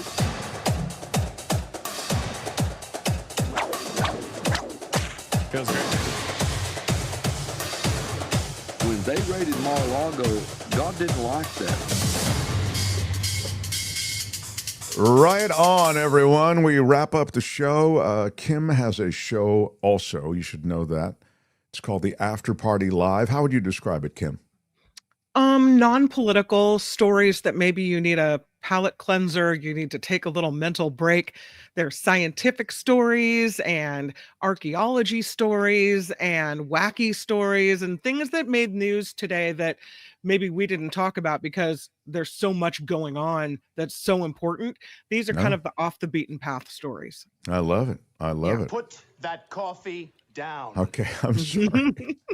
I do love the one last hit of the coffee. There it is. Yeah, that's what we're talking about today. Flying cars. And thank you for coming to subscribe. Even if you don't stay for the show, just click subscribe. I need you. Yeah, how about that? I'm Love nowhere it. near 100,000, but I'm working on it. She is a stalwart. Mm. I've had some emails asking me to tell the story of Kim rescuing her son again, but I cannot do that today. Not again. I won't do it. I mean, she did rescue her son from a near-death experience. Yeah. She almost was off herself. But I am not going to get into it today. No. We got to wrap up. I would like you to get into one day routerandplumbing.com. One day routerandplumbing.com. Let me just quickly mention them. They are the plumbers that we've fallen in love with. The number one day routerandplumbing.com.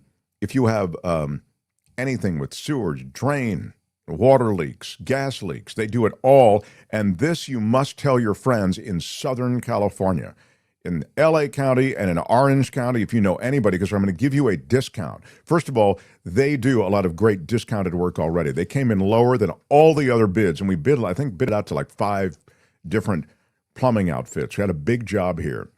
And then they did a thorough job. They showed us with cameras and all the rest, the job they did. We barely knew they were here. They are delightful people, so nice, so supportive. Bob and Josh. It's a family-owned and operated business. Check them out, but get this discount while it lasts. The Mark Thompson Show, if you mention it, you get a 10% discount. And then you get an additional 5% discount if you're a senior, military, or first responder. Again, it's the number one. Okay, so one day routerandplumbing.com. There's a place to contact them. They're on the website. You can also write them info@onedayrouterandplumbing.com or just call them. We have the number on the screen, but those just listening, 626-702-0202, 626-702-0202. Again, they're insured, bonded, licensed, all that. onedayrouterandplumbing.com. Get the discount by mentioning our show. If you don't live in Southern California, you don't live in LA County or Orange County, call somebody who you know lives there, because this is a great opportunity to have great professionals working on your place and solving your plumbing problems. We were really excited that we met them. So, onedayrouterandplumbing.com. Right on. Barely any time to do anything. Their Bible is the Prosperity Bible, says Rich. Is there a prosperity Bible? Is that the Bible of making cash hand over fist? There's the preaching prosperity is a thing, right? Oh, and okay. Usually you'll see it from the guys who are driving the expensive Maserati? cars and riding around in their G4s. Sure. Yeah. Karen Cooper says, I don't think anyone else has ever refuted anything Trump has said in front of them. In front of it. That's exactly right. I mean, the idea that Macron would do that. I thought he did it graciously, but he definitely did it. What did Randy says that hand gesture that Trump made while Macron was speaking was really disrespectful. Yeah, what was that? He kind of just went like this. I see. You know, yeah. Mm-hmm. Trump is a rebel, says Susan. He'll continue as long as no one stops him, and by no one stopping him, he is. He loves that he can do what he wants. Yeah. Cousin Erie says 200-year-old SSI recipients not exist in government workers, all of the imagination of the senile and the stone. Marcus said absurd like half a dozen times, LOL, says Josh. Well, I'll give you another one. I will self-own, okay? Because sometimes you fall into patterns of speech and words that you tend to use, so we all do that, but you may find it really noticeable, maybe even a bit obnoxious. The Raka Aka woman has returned to Trump. Yeah, she's the one who has the speaks in tongues and stuff. Yeah, she's back in the White House. Here's a cell phone. My brother says I use the word extraordinary too much. So I come from that kind of family. My family is like, they'll show up to the school play, but they'll give you a really brutal takedown of your role in the school play. You know what I mean? That's it. So they'll show up at the football game, but then they'll tell you how you didn't run that pattern quite the way you should have. That's the family, from which I come. They're supportive, but they're also incredibly honest. And to be fair to my family, when they like something, they really, it means a lot because you know that they would tell you if they didn't. So there's that as well. My brother is very supportive and checks my stuff out, but he does note, along with Josh, that occasionally I'll say certain things over and over. Lately, I say the F word too much, says Tammy. I know. I feel you, sister. I feel you. Every time you look at the news. Yeah, I don't know. I got to say. They do this to me all the time. I don't know what the hell they do it for. They do it to me all the time. I don't know. It was great. I loved it. All right. Well, if you love this show, you're really going to like the After Party show. Thanks for the show, guys. We know how hard you all work to bring us a laugh as we pass the graveyard. Yeah, there is a lot of gallows humor on this show, sadly, and in American life right now. But we continue on. All right, the docket tomorrow is filled with great guests, and I hope that you will join us. Right now, we have to step aside and make way for Kim and the great Shadow Stevens. I'm Shadow Stevens for the Mark Thompson Show. Bye-bye. There are a lot of great guests in the pipeline for March as well. I will share that information with you tomorrow. For now, we are out of time. Thank you all, and bye-bye.